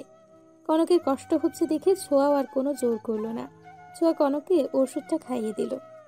অনন্যা কিছুক্ষণ পর এই ঘরে আসলো। তারপর কনকের জ্বরটা মেপে দিয়ে গেল। দেখে স্বাভাবিকই আছে। কনক এখন কিছুটা সুস্থ দেখে কনক বিছানা থেকে উঠতে যাচ্ছিল। ঠিক তখন ছোঁয়া কনককে আটকে দিয়ে বলছে, আপনি এখন যাচ্ছেনটা কোথায়? কেন, অফিসে যাচ্ছি। না, আপনি কোথাও যাবেন না। কেন যাব না? এখন তো আমি কিছুটা সুস্থ। কিন্তু আপনি এখনো পুরোপুরি সুস্থ হয়ে ওঠেননি। আজকে আপনি আমার চোখে চোখ রাখবেন। আজকে আমি আপনাকে কোথাও যেতে দেব না, বুঝতে পেরেছেন? বুঝতে পেরেছি। ঠিক আছে, আজকে যাব না। কিন্তু তোমার শাড়ির আঁচল? কালকে রাতে আপনার মাথায় জলপট্টি দেওয়ার জন্যই তো ছিঁড়েছি। কিন্তু এই শাড়িটা তো তোমার অনেক প্রিয়। এই প্রিয় শাড়ির থেকে আপনি আমার কাছে অনেক কিছু। রাত হয়ে গেছে। ছোঁয়া কনকের পাশে বসে রয়েছে। একটু পরে ছোঁয়ার ফোনটা বেজে উঠল। সাদিকা ফোন করেছে। ছোঁয়া কলটা রিসিভ করলো। কল রিসিভ করার সাথে সাথেই ওই পাশ থেকে সাদিকা বলল, দোস্ত, আমাদের ইয়ার চেঞ্জ পরীক্ষা শুরু হবে কবে থেকে? 23 তারিখ থেকে। ও। ছোঁয়া একদম মন খারাপ করে বসে পড়ল। কনক সেটা খেয়াল করলো, তাই কনক ছোঁয়াকে জিজ্ঞাসা করলো, কি হয়েছে, মন খারাপ করে বসে রয়েছো কেন? 1 সপ্তাহ পরে ইয়ার চেঞ্জ পরীক্ষা, আমি তো কিছুই পারি না। কালকে কলেজে যেয়ে কত কাজ করতে হবে আমাকে, পরীক্ষা রুটিন নিতে হবে, কয়েকদিন কি পড়িয়েছে তা নিতে হবে, আর স্যাররা কি সিলেবাস দিয়েছে তা নিতে হবে, কত জ্বালা আমার। রিল্যাক্স, তুমি এইদিকে এসে বসো। এখন আর রাত জাগতে হবে না তোমাকে, তুমি এখন ঘুমিয়ে পড়ো। আর এমনিতে কালকে সারা রাত তুমি ঘুমাওনি, লাইটটা অফ করে দিয়ে তুমি শুয়ে পড়ো। ছোঁয়া লাইটটা অফ করে দিয়ে কনকের পাশে যেয়ে শুয়ে পড়ল। সকাল সকালই ছোঁয়ার ঘুমটা ভাঙল। তাড়াতাড়ি করে রেডি হয়ে নিল আর ব্যাগটা গুছিয়ে নিল। তারপর কনককে ডাক দিল আর বলতে লাগলো, এই যে সকাল হয়ে গেছে, তো আপনি তো উঠবেন না আজকে ঘুম থেকে। কনক হালকা করে চোখটা খুলল। তারপর ছোঁয়ার হাত ধরে টান দিয়ে নিজের বুকের কাছে নিয়ে আসলো।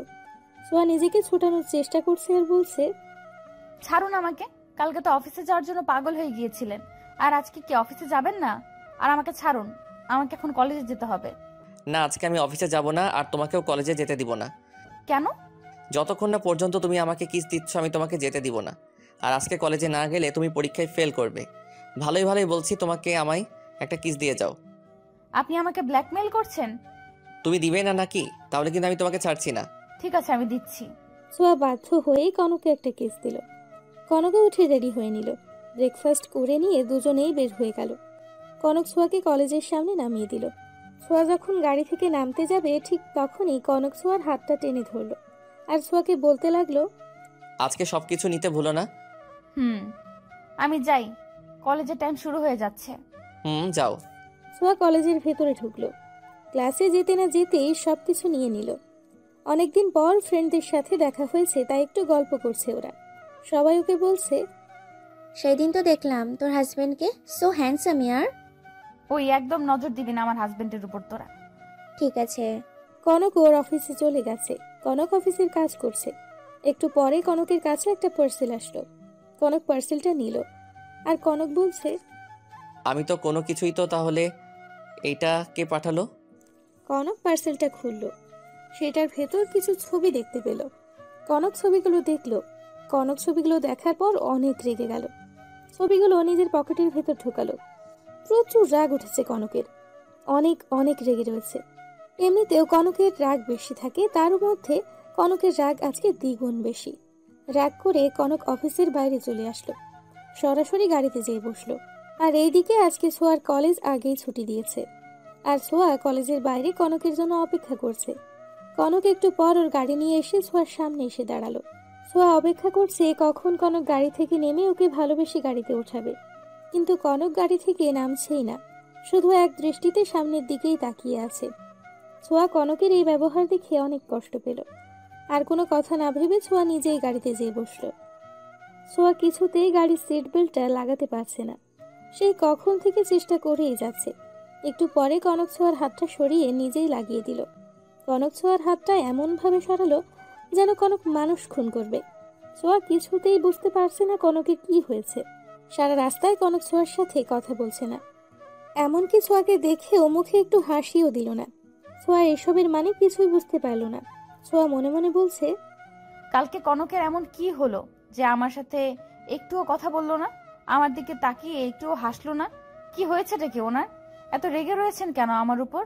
আমি করেছিটা কি? ছোঁয়া এই কথাগুলো ভাবছে আর ছোঁয়া চোখ দিয়ে পানি পড়ছে।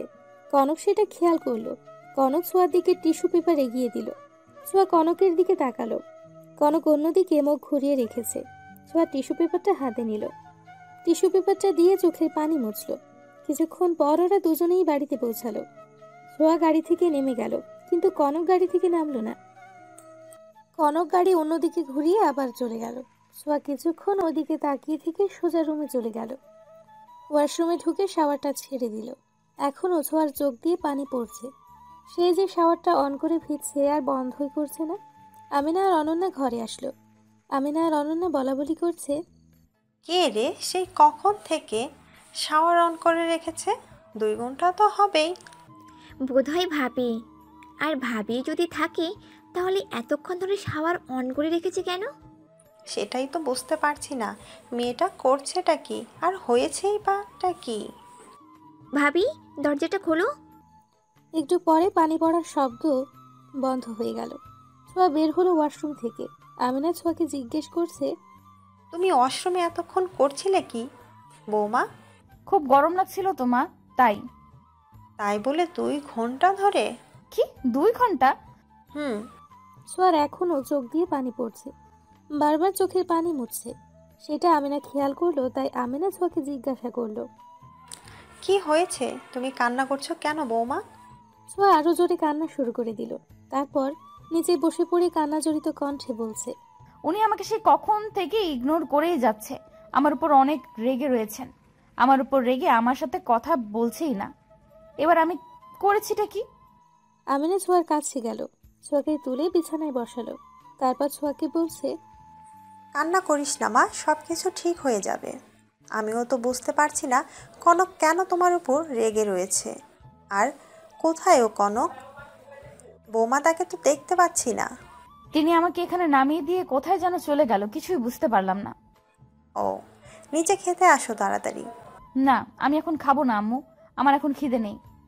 বললেই হলো। আম্মু, ভাবিকে এখন জোর করো না।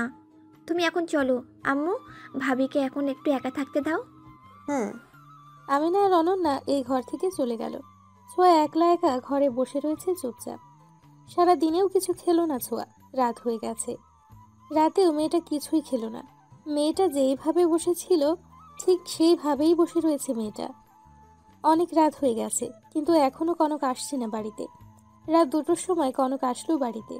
ছোঁয়া কনককে দেখে উঠে দাঁড়ালো।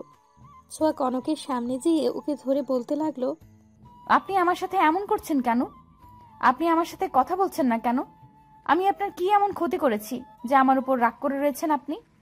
এমনভাবে তুমি জিজ্ঞাসা করছো যে তুমি কিছুই জানো না। সত্যি আমি কিছুই জানি না। আপনি কি বলছেন আমি কিছুই বুঝতে পারছি না। নাকি না বোঝার ভান করছেন? তাহলে এইগুলা কি?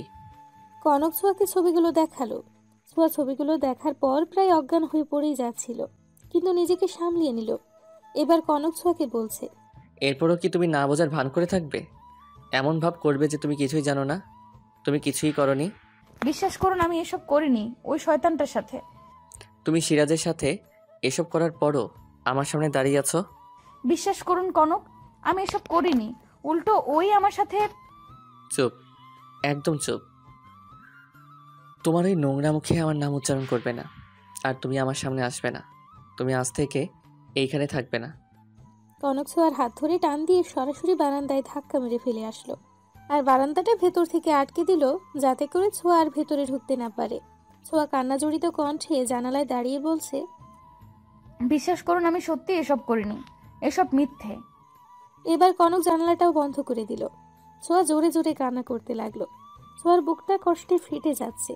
কান্না করতে করতে ওইখানেই বসে পড়লো ছোঁয়া। ছোঁয়া কান্না জড়িত কণ্ঠে বলতে লাগলো, হোটেল থেকে বের হওয়ার সময় সিরাজ একবার আমার হাত ধরে টান দিয়ে অন্য জায়গায় নিতে গিয়েছিল, আর ছবিগুলোতে সেই জায়গাটা দেখা যাচ্ছে। তার মানে যখন সিরাজ আমার সাথে জোর জবরদস্তি করছিল তখন কেউ ছবি তুলে রেখেছিল, কিন্তু উনি তো আমার কথা শুনতেই চাচ্ছেন না। হায় আল্লাহ, এবার তুমি আমাকে সাহায্য করতে পারো। ছোঁয়া বসে বসে শুধু কান্না করছে, আর কনক মনোযোগ দিয়ে কাজ করছে। মনে হচ্ছে অনেক রেগে রয়েছে। আর ওইদিকে সিরাজ আনন্দে আত্মহারা হয়ে আরমান শিকদারের কাছে গেল আর চিল্লিয়ে বলতে লাগলো, I am so happy dad, finally আমি ছোঁয়াকে নিজের মতো করে পাবো। ওই মাঝখানে হাড্ডিটা আমাদের মাঝখান থেকে চলে যাবে। আমি অনেক খুশি। কি বলেছিল আমি কোনোদিনও পাবো না। তুমি এখন খুশি তো মাইসান? ইয়া ড্যাড, কবে যে ডিভোর্স দিয়ে দিবে আমি আমার জান পাখিটাকে আমার করে নিব। এইবার আর কনক চৌধুরী আমার ছেলের সাথে পাঙ্গা নিতে আসবে না। এইবার খুশি তো? এবার ঘরে ফিরে যাও। ছোঁয়া এখনো বসে কান্না করছে। ধীরে ধীরে ভোরের আলো ফুটতে শুরু করে দিল। এবার কনকও দরজাটা খুলে দিল, ছোঁয়াকে আসতে বলল। ছোঁয়া ভেতরে আসলো। কনক ছোঁয়াকে বলল, পরীক্ষা শুরু হওয়ার আগে তুমি কলেজে যাবে না। কলেজে যাওয়ার নাম করে আবার না কি করে বসে। বিশ্বাস করুন, আমি তোমাকে বিশ্বাস করি না। তুমি শুধু পরীক্ষার দিনগুলোতে কলেজে যাবে, তাছাড়া তার আগে নয়। কিন্তু কোনো কিন্তু নয়, আমি কোনো কথা শুনতে চাই না। এই কথাটা বলে কনক ওয়াশরুমে চলে গেল। ছোঁয়া কান্না করতে করতে চোখ ফুলিয়ে ফেলেছে, আর চোখ তো একদম লাল হয়ে গেছে। আর কনক যখন ওকে ধাক্কা দিয়েছিল তখন হাতে একটু ব্যথাও পেয়েছে ছোঁয়া, একটু ছুলেছে। ছোঁয়া বারবার শুধু হাতে ফু দিচ্ছে। এত জ্বলছে বেচারির হাতটা, রক্ত জমাট বেঁধে রয়েছে কেটে যাওয়া স্থানে। পরিষ্কার করার জন্য ছোঁয়া স্যাভলন আনতে যাচ্ছিল, ঠিক ওই সময় কনক স্যাভলনটা নিয়ে নিজের পকেটে নিয়ে নিল। এবার ছোঁয়া প্রচুর রেগে গেল। রেগে গিয়ে কনককে বলছে, এটা কি করলেন আপনি? স্যাভলনটা এইভাবে প্যাকেটে ভরে নিলেন কেন? স্যাভলন দিয়ে তোমার কাজটা কি? দরকার আছে আমার। কি দরকার? আমার হাত কেটে গেছে, রক্ত জমাট বেঁধে রয়েছে, পরিষ্কার করব, দেন। তোমার হাতই কাটুক আর অন্য কিছুই হোক, আমার স্যাভলন তুমি ব্যবহার করতে পারবে না। তুমি অন্য কারোরটা নিয়ে পরিষ্কার করে যাও। আমার জিনিসে তুমি হাত দিলে সেই জিনিস আমি জীবনেও ব্যবহার করব না। আশা করি কথাটা বুঝতে পেরেছ। ছোঁয়া কনককে কিছু বলার আগেই ঘর থেকে হনহন করে বের হয়ে চলে গেল। ছোঁয়াও কনকের পিছু পিছু ঘর থেকে বের হয়ে গেল। দুজনেই নিচে চলে আসলো। ছোঁয়া আমিনার কাছে গেল, আমিনাকে সাহায্য করতে লাগলো। সবাই ব্রেকফাস্ট করার জন্য বসে রয়েছে। ছোঁয়া এক এক করে সবাইকে খাবার দিল। যখন কনককে দিতে গেল তখন কনক রাগ দেখিয়ে না খেয়েই চলে গেল। কনকের এই ব্যবহারে ছোঁয়া আরও কষ্ট পেল। কনক না খেয়ে চলে গেছে, তাই ছোঁয়াও কিছু খেলো না, না খেয়েই উপরে চলে গেল। উপরে যেয়ে ফুপিয়ে ফুপিয়ে কান্না করতে লাগলো। কান্না করতে করতে বেচারি চোখ লাল করে ফেলেছে। একটু পরে ছোঁয়ার ফোনটা বেজে উঠল। রিমি কল করেছে। ছোঁয়া নিজেকে সামলে নিয়ে কলটা রিসিভ করলো। তারপর বলতে লাগলো, হ্যাঁ বল রিমি। তুই আজকে কলেজে আসবি না? না রে দোস্ত, এইবার পরীক্ষার দিনই আসবো রে। ও, তুই কি কান্না করছিস? মানে তোর কণ্ঠটা আজকে একটু অন্যরকম লাগছে, মনে হচ্ছে তুই কান্না করছিস। আমি কেন কান্না করতে যাবো রে? আসলে ঠান্ডা লেগেছে তো, এর জন্যই কণ্ঠটা এরকম শোনা যাচ্ছে। ও, এখন আমি রাখি, বাই। বাই। ছোঁয়ার হাত এখনো জ্বলছে, আগের থেকে আরো বেশি জ্বলছে। মনে হচ্ছে পুড়ে যাচ্ছে, ছাই হয়ে যাবে ওর পুরো শরীর। একটু পরে আমিনা ছোঁয়াকে ডাকতে লাগলো। ছোঁয়া নিজেকে সামলে নিয়ে নিচে চলে আসলো। ছোঁয়া নিচে গিয়ে আমিনাকে রান্নায় সাহায্য করতে লাগলো। আমিনা বুঝতে পেরেছে ছোঁয়া উপরে যেয়ে কান্না করছে, কিন্তু কিসের জন্য কান্না করেছে সেটা এখনো আমিনা বুঝতে পারেনি। ছোঁয়ার মন মেজাজ এখন ভালো না, এখন কিছু জিজ্ঞাসা করা ঠিক হবে না, তাই আমিনা ছোঁয়াকে এখনো কিছু জিজ্ঞেস করলো না। একটু পরে অনন্যা আসলো, এসে নিয়েই বলতে লাগলো খাবার দিতে, ও নাকি এখন প্রাইভেট আছে। ছোঁয়া তাড়াতাড়ি করে অনন্যাকে খাবার দিল। অনন্যা খেয়াল করলো ছোঁয়ার হাতের কাটা দাগ, তাও আবার রক্ত জমাট বেঁধে রয়েছে। অনন্যা ছোঁয়াকে জিজ্ঞাসা করছে, ভাবি তোমার হাত কাটলো কিভাবে? কালকে রাতে দরজার সাথে হাতটা লেগে একটু কেটে গেছে, সমস্যা নেই, পরে আমি ওষুধ লাগিয়ে নিব, তুমি চিন্তা করো না। তুমি তাড়াতাড়ি করে খেয়ে নাও, তোমার তো আবার প্রাইভেট আছে। না ভাবি, তুমি কিছু একটা লুকাচ্ছ আমার কাছ থেকে। ভাইয়া এটা কি তোমার উপর রাগ দেখিয়েছে? না না, তেমন কিছু না, উনি কেন আমার উপর রাগ দেখাবেন? ঠিক ওই সময় আমিনা আসলো। আমিনা এসে ছোঁয়াকে বলতে লাগলো, বৌমা তুমিও এখন অনন্যার সাথে খেয়ে ফেলো, দেরি করে খাওয়ার দরকারটা কি, এখনই খেয়ে ফেলো। না আম্মু, আমি এখন খাবো না, আমার মোটেও এখন খিদে নেই। ছোঁয়া না খেয়ে আবার উপরে চলে গেল। আমিনা অনন্যাকে বলছে, এখন তুই তোর ভাবিকে কোনো বিষয় নিয়ে কোনো কিছু জিজ্ঞেস করবি না। কেন আম্মু? এখন তোর ভাবির মন মেজাজ কিছুতেই ভালো না। ওকে আম্মু। আম্মু আমি এখন যাই, আমার প্রাইভেট শুরু হয়ে গেল। যা। অনন্যা চলে গেল ওর প্রাইভেটে। ছোঁয়া উপরে যেয়ে কান্না করছে আর বলছে, কেন আপনি বিশ্বাস করতে চাচ্ছেন না যে আমি কারোর সাথে কিছু করিনি? বিয়ের আগে তো কেউ আমার জীবনে ছিলই না, আর বিয়ের পর শুধু আপনিই আমার জীবনে, আর কেউ না। আর ওই শয়তানটা শুধু শুধু আমার পেছনে ঘুরে। আপনি আমাকে কেন বিশ্বাস করছেন না? আমার শুধু কষ্টই দিয়ে যাচ্ছেন আপনি। ছোঁয়ার শুধু কান্নাই করে যাচ্ছে। আমিনা আসলো ঘরে। আমিনা আচমকা বলা শুরু করলো, তোমার না পরীক্ষা শুরু হয়েছে, তুমি এখনো পড়তে বসনি বৌমা? ছোঁয়া তাড়াতাড়ি করে চোখের পানি মুছে নিল। বসা অবস্থা থেকে উঠে দাঁড়িয়ে বলছে, এই তো আম্মু বসছি। গুড। তা তোমার খাবারটা কি উপরে পাঠিয়ে দিব বৌমা? না আম্মু, আমার খিদে নেই, আমি খাবো না। তা বৌমা তোমার কি কিছু হয়েছে? না আম্মু, আমার কিছুই হয়নি, আমি এখন পড়বো। ঠিক আছে, তুমি পড়ো বৌমা। ছোঁয়া তো বই খুলে বসলো, কিন্তু কিছুতেই পড়ায় মনোযোগ দিতে পারছে না। আর ওইদিকে সিরাজ একদম আনন্দে আত্মহারা হয়ে গেছে। শুয়ে রয়েছে সিরাজ আর বলছে, কবে যে তোকে ডিভোর্স দিবে আর আমি তোকে পাবো, আমি আর অপেক্ষা করতে পারছি না আমার ময়না পাখিটা। সিরাজ মোবাইলে ছোঁয়ার ছবি বের করে কথাগুলো বলছে, বুকের মধ্যে জড়িয়ে রাখলো। সিরাজ ওর চোখটা বন্ধ করলো। সিরাজ ছোঁয়াকে কল্পনা করছে। সিরাজের ছোঁয়ার বিয়ে হয়েছে। ছোঁয়া সিরাজের রুমে বসে রয়েছে। সিরাজ ওর রুমে চলে আসলো। ছোঁয়া সিরাজকে দেখে উঠে দাঁড়ালো, আর সিরাজকে দেখে ভয় পাচ্ছে। ছোঁয়া সিরাজের থেকে অনেক দূরে দাঁড়িয়ে রয়েছে। সিরাজ ছোঁয়ার কাছে গেল আর ছোঁয়ার কোমরে হাত দিল। ছোঁয়া একটু কেঁপে উঠল। সিরাজ ছোঁয়াকে কাছে টেনে নিয়ে ইচ্ছে মতো চুম্বন দিতে লাগলো। তারপর ছোঁয়াকে কোলে তুলে নিল, বিছানায় শুয়ে দিল। সিরাজ ওর চোখটা খুলে ফেললো। তারপর মুখে একটা হাসি দিয়ে বলতে লাগলো, তার মানে আমি এতক্ষণ স্বপ্ন দেখছিলাম, কবে যে স্বপ্নটা সত্যি হবে। এই কথা বলার পর পর কোলবালিশকে জড়িয়ে ধরলো। কোলবালিশকে জড়িয়ে ধরে নাচানাচি করতে লাগলো। ছোঁয়া কিছুক্ষণ বইয়ের দিকে এক দৃষ্টিতে তাকিয়ে থেকে উঠে দাঁড়ালো। আর এখন বিকেল হয়ে গেছে। ছোঁয়া এখন নিচে গেল। আমিনা আর অনন্যা ওইখানে বসে রয়েছে। ওরা বসে বসে টিভি দেখছে, কিন্তু ছোঁয়ার মাথাটা অনেক ঘুরাচ্ছে। ছোঁয়ার সবকিছু অস্পষ্ট দেখতে পাচ্ছে। ছোঁয়া আর দাঁড়িয়ে থাকতে পারছে না। আমিনা আর অনন্যার কাছে আসার পর ছোঁয়া মাথা ঘুরিয়ে পড়ে গেল। আমিনা আর অনন্যা তাড়াতাড়ি করে ছোঁয়াকে নিয়ে ঘরে শুইয়ে দিল। অনন্যা তাড়াতাড়ি করে ওদের পারিবারিক ডক্টর রাশেদকে কল করলো। রাশেদ কলটা রিসিভ করলো আর বলতে লাগলো, অনন্যা, কি হয়েছে? রাশেদ ভাইয়া, তুমি তাড়াতাড়ি আসো না, ভাবি সেন্সলেস হয়ে গেছে। অনন্যা, আমি এখন আসছি। রাশেদ হলো আমিনার বড় ভাইয়ের ছেলে। ও একজন ডক্টর। কারোর কোনো কিছু হলে সর্বপ্রথম রাশেদকে ডাকা হয়। আর তাই অনন্যা রাশেদকে এখানে আসতে বলল, ছোঁয়াকে চেক আপ করার জন্য। রাশেদ আসতেছে ওদের বাড়িতে। কনক কিসের জন্য যেন একটু বাড়িতে এসেছিল। বাড়িতে এসে দেখে এই অবস্থা। কনক আমিনাকে জিজ্ঞাসা করে, আম্মু কি হয়েছে ছোঁয়ার? জানি না, হঠাৎ করে সেন্সলেস হয়ে গেছে। ডক্টরকে কল করো। রাশেদ ভাইয়া আসছে, ওই তো এসে গেছে। রাশেদ এসে গেছে। রাশেদ ছোঁয়াকে দেখতে লাগলো। রাশেদ ছোঁয়াকে চেক আপ করে একটু ভয় পেল, বিশেষ করে কাটা দাগ দেখে। ভয় পেল যে এখনো রক্ত জমে রয়েছে। কনক রাশেদকে জিজ্ঞাসা করছে, রাশেদ, ছোঁয়ার হয়েছেটা কি? ভাবি একে তো খাইনি, তার জন্য সেন্সলেস হয়ে গেছে। কিন্তু কিন্তু কি রাশেদ? এই কাটা অংশে এখনো কোনো ব্যান্ডেজ বা স্যাবলন দেওয়া হয়নি। এর জন্য এখানে ইনফেকশন হয়ে গেছে।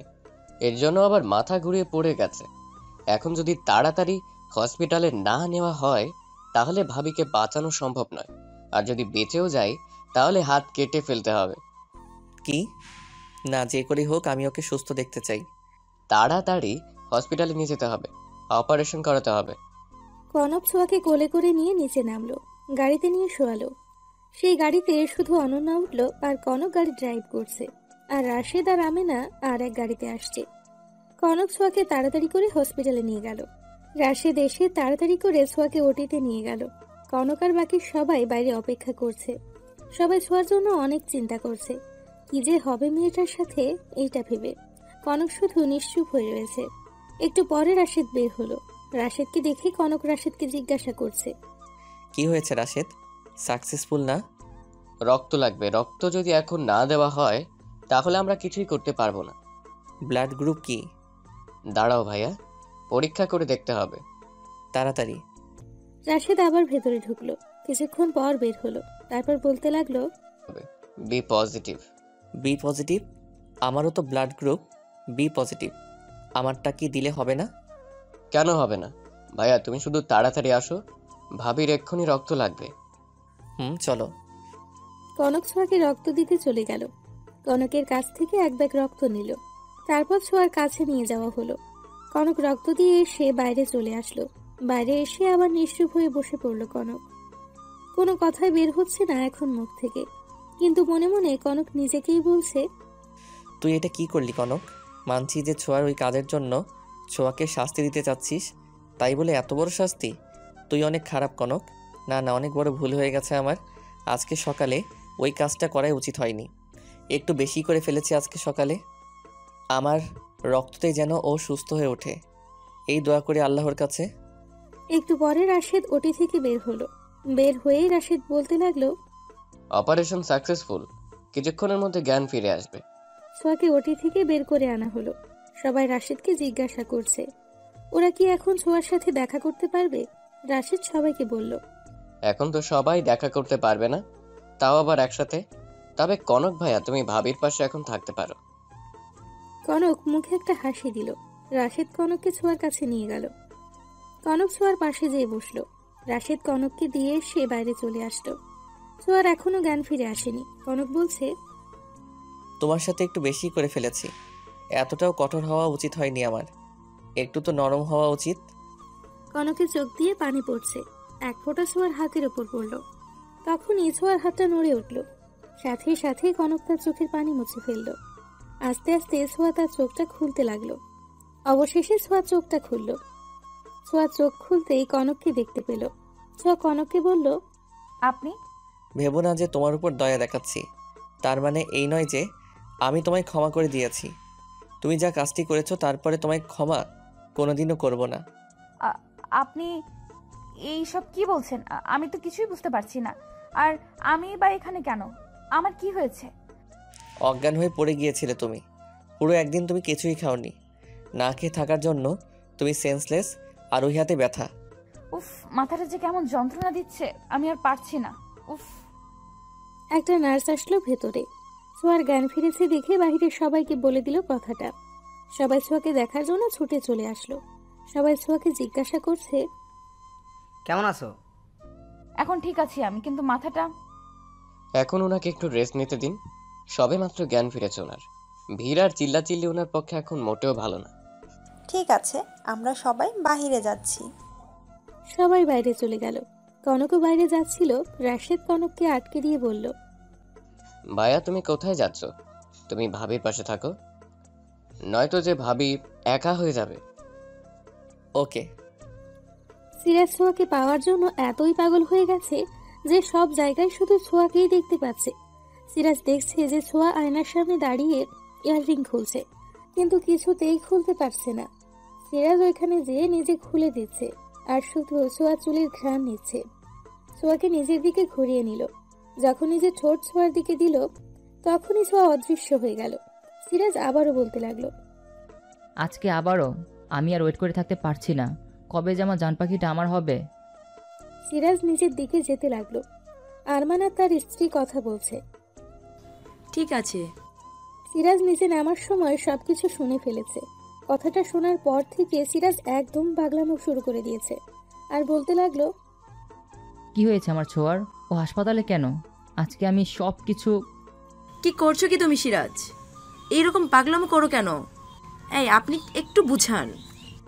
আরমান কোনো মতে সিরাজকে শান্ত করে ঘরে নিয়ে গেল। কালকে ছোঁয়াকে হাসপাতাল থেকে ছেড়ে দেওয়া হবে। এখন ছোঁয়াকে স্যালাইন দেওয়া হয়েছে। অনেক রাত হয়ে গেছে তো, তাই ছোঁয়া এখন ঘুমোচ্ছে। আর পাশে কনক বসে রয়েছে। বাড়ির অনেকেই আজকে থাকতে চেয়েছিল হাসপাতালে ছোঁয়ার সাথে, কিন্তু কনকে থাকতে দেয়নি কাউকে। কনক একাই থাকতে চায় ছোঁয়ার সাথে। কনক এখনো জেগে রয়েছে, কারণ ছোঁয়ার যদি কোনো কিছুর প্রয়োজন হয়। সকাল হয়ে গেছে। রাশেদ আসলো আর ছোঁয়াকে চেক করলো। আর ছোঁয়াকে হাসপাতাল থেকে ছেড়ে দেওয়া হলো। কনক ছোঁয়াকে গাড়িতে নিয়ে যেয়ে বসালো। কনক গাড়ি ড্রাইভ করছে। ছোঁয়া কনকের দিকে তাকালো। ছোঁয়া মনে মনে বলছে, এই রাগী মানুষটাকে যে বেশি ভালোবেসে ফেলেছি। আপনি কেন আমাকে ভুল বুঝছেন কনক? একবার শুধু আমার কথাটা শোনার চেষ্টা করুন কনক। কনক আর ছোঁয়া বাড়ি পৌঁছে গেছে। কনক প্রথমে গাড়ি থেকে নামলো। ছোঁয়া গাড়ি থেকে নামছিল। শরীর দুর্বল থাকার কারণে ঠিকমতো দাঁড়াতে পারছে না, তাই পড়ে যাচ্ছিল। কনক সাথে সাথে এসে ছোঁয়াকে ধরে ফেলল। কনক ছোঁয়াকে কোলে নিল। কোলে করে নিয়ে ঘরে নিয়ে গেল। ছোঁয়ার মা আর বাবা এসেছে ছোঁয়াকে দেখতে। ছোঁয়ার বাবা এসে ছোঁয়াকে বলছে, এখন ঠিক আছিস তো মা? আব্বু। কালকে ভালো করেও দেখতেই পারিনি মেয়েটাকে। এখন ভালো করে দেখতে পেয়ে মনটা একটু শান্ত হলো। আম্মু। ছোঁয়া ওর আম্মুকে জড়িয়ে ধরল আর কান্না করছে। ছোঁয়ার মা ওকে বলছে, কাঁদিস না মা, তোর চোখের জল যে আমার আর তোর আব্বুর যে সহ্য হয় না। ওনারা কিছুক্ষণ ছোঁয়ার কাছে থেকে আবার নিচে চলে গেল। কনক ছোঁয়ার কাছে এসে ছোঁয়ার চোখের পানি মুছে দিল। সিরাজ তো একদম পাগল হয়ে গেছে। ছোঁয়ার হাসপাতালে ভর্তি থাকার কথা শুনে আর কনক এখনো ছোঁয়াকে ছাড়ছে না সেটার জন্য, তাই সিরাজ রাগে আরমানকে বলছে, ড্যাড, ওই শয়তানটা ছোঁয়ার নিশ্চয়ই কিছু করেছে, তাই ছোঁয়া হাসপাতালে ভর্তি ছিল। শয়তানটা ছোঁয়াকে এখনো ডিভোর্স দিচ্ছে না কেন? কাম ডাউন, তুমি আর চিন্তা করো না মাই সান, আমি কিছু একটা করছি। প্লিজ ড্যাড, যা করার তাড়াতাড়ি করো, আমি যে আর পারছি না। প্লিজ ড্যাড, ছোঁয়া শুধু বারবার আমার স্বপ্নে আসছে, সব জায়গায় শুধু ওকে দেখি। আমি বাস্তবে ওকে চাই, কবে পাবো আমি ওকে? চিন্তা করো না, খুব শীঘ্রই পাবে। আরমান সিরাজকে ঘরে পাঠিয়ে দিল। আরমান নিজেই নিজেকে বলছে, সত্যি আমাকে খুব তাড়াতাড়ি কিছু একটা করতে হবে, না হলে যে আমার ছেলেটা একদম পাগল হয়ে যাচ্ছে। ওই কনক চৌধুরী ছোঁয়াকে বিয়ে করার আগেই আমার ছেলের জন্য ছোঁয়াদের বাড়িতে যাওয়া উচিত ছিল, তাহলে আমাকে আর এত কিছু করতে হতো না। সিরাজ রাখতে রাখতে নিজের রুমে চলে আসলো। নিজের রুমে এসে মোবাইল থেকে ছোঁয়ার ছবি বের করে কিছুক্ষণ দেখতে লাগলো এক দৃষ্টিতে। কিছুক্ষণ পর কান্নাজড়িত কণ্ঠে বলতে লাগলো, তুই কেন বুঝছিস না? আমি যে সত্যি তোকে অনেক ভালোবাসি। আমি একটু অন্যরকমভাবে চলতাম, ফিরতাম, তাই তুই আমাকে খারাপ ভাবতিস, কিন্তু বিশ্বাস কর, আমি তোকে প্রচুর ভালোবাসি। একবার আমার দিকে তাকিয়ে দেখ, তোর ভালোবাসার জন্য আমি পুরোপুরি পাগল হয়ে গেছি। আমি জানি তুই আমাকে কলেজের প্রথম দিন থেকেই দেখতে পারিস না, কিন্তু আমি প্রথম দিন থেকেই তোকে ভালোবাসি। সেই দিন তোর মতো অত সুন্দর, মনের দিক থেকে সুন্দর মেয়ে আমি জীবনও খুঁজে পাইনি। মনে পড়ে কলেজের প্রথম দিনের কথা? তুই তখন সিঁড়ি দিয়ে উঠছিলি আর আমি একটা কাজের জন্য নামছিলাম, তখন তুই আমার জন্য পড়ে যাচ্ছিলি, আমি তোর হাতটা ধরেছিলাম। ওই দিন তুই আমাকে 1000টা বকা দিয়েছিলি, কিন্তু আমি শুধু তোর দিকে তাকিয়েছিলাম। সেই দিনের পর থেকে তুই আমাকে দেখতে পারিস না। আজও মনে পড়ে সেই দিনের কথা। সিরাজ ছবিটা নিজের বুকে রেখে কান্না করছে আর কলেজের প্রথম দিনটা কল্পনা করছে। বারবার শুধু চোখের সামনে ভাসছে। সিরাজ একটু আগেই চলে এসেছিল কলেজের প্রথম দিনে। সিরাজের খুব ক্ষুধা লেগেছিল, তাই ক্যান্টিন থেকে খাবার কিনতে নিচে নামছিল। ঠিক ওই সময় ছোঁয়া সিঁড়ি দিয়ে উঠছিল আর সিরাজ সিঁড়ি দিয়ে নামছিল। ঠিক ওই সময় দুজনের মধ্যে ধাক্কা লাগে। ছোঁয়া একদম পড়েই যাচ্ছিল। তখন সিরাজ ছোঁয়ার হাতটা ধরল। ছোঁয়া অনেক রেগে গেছে, হাতটা ছুটিয়ে নিয়ে তারপর বলছে, মেয়ে মানুষ দেখলেই শুধু তার সাথে ইচ্ছা করে ধাক্কা খাওয়ার, তারপর তার হাত ধরার, তাই না? একটা বেয়াদব ছেলে, ইডিয়ট। ছোঁয়া এই কথাগুলো বলেই ক্লাসে চলে গেল। সিরাজ ছোঁয়ার যার পথে তাকিয়ে আছে। সিরাজের বন্ধুরা সিরাজকে বলছে, দেখছস মেয়েটার কত বড় সাহস, আরমান শিকদারের ছেলেকে বকা দিয়ে গেল, যেখানে অন্য সব মেয়েরা এর জন্য তোর সাথে চোখ রাঙিয়েও কথা বলতে পারে না, সেইখানে তোকে। এর জন্যই তো ভালোবেসে ফেলেছি। ওইগুলো সিরাজ ভাবছিল আর চোখের পানি ফেলছিল। এরপর থেকেও আরো কত পিছনে ঘুরছে সিরাজ, কিন্তু কোনো লাভ হয়নি। সিরাজ আবার বলা শুরু করলো, ড্যাডকে বলেছিলাম যে কথা বলতে তোদের বাড়ি গিয়ে, কিন্তু না, তখন ড্যাড তো আমাকে পাত্তাই দেয়নি। ড্যাড যদি আগে যে কথা বলতো তাহলে আজ তুই আমার হতি, ওই কনক চৌধুরীর না। প্লিজ তাড়াতাড়ি আমার কাছে চলে আয় না। সিরাজ ওই ছবিখানা নিয়ে একদম শুয়ে পড়ল। কনক ছোঁয়ার পানি মুছে দিচ্ছে। কনক ছোঁয়ার কাছে আসছিল, কিন্তু পরে আবার দূরে সরে গেল। তারপর বলতে লাগলো, ছি ছি, এ কি করছিলাম আমি? একটা চরিত্রহীনা মেয়ের কাছে যাচ্ছিলাম। সি সি। আপনার কাছে যদি তাই মনে হয় যে আমি চরিত্রহীনা, ঠিক আছে, তাহলে আমি চরিত্রহীনা, কিন্তু বিশ্বাস করুন, তোমাকে বিশ্বাস করা আমার পক্ষে কোনোদিনও সম্ভব নয়। এই কথাগুলো বলেই ফোনে কথা বলার ভান করে নিচে চলে গেল। কনক চলে যাওয়ার পরপরই আমিনা আসলো ওদের ঘরে। তারপর বলতে লাগলো, আমি জানি তুমি কিছুই করনি, এই বিশ্বাস আছে তোমার প্রতি আমার বৌমা। আম্মু আপনি। আমি বাইরে দাঁড়িয়ে সবই শুনেছিলাম বৌমা। আমি জানি তুমি এমন কিছু করবে না যে তোমার চরিত্রের উপর দাগ পড়বে আর তোমার পরিবারের। আম্মু, আপনি যে আমাকে বিশ্বাস করতে পেরেছেন তাতেই আমি অনেক খুশি হয়েছি, কিন্তু উনি যে আমাকে বিশ্বাসই করতে চাচ্ছেন না। সেটা তোকেই চেষ্টা করে যেতে হবে স্বামীর বিশ্বাস অর্জনের জন্য। ও সরি, তুই করে বলে ফেললাম তোমাকে। আম্মু, আপনি আমাকে তুই করে বলতে পারেন, আপনি আমার গুরুজন, আর গুরুজনরা তো শুরুতে তুই করে বলতেই পারে।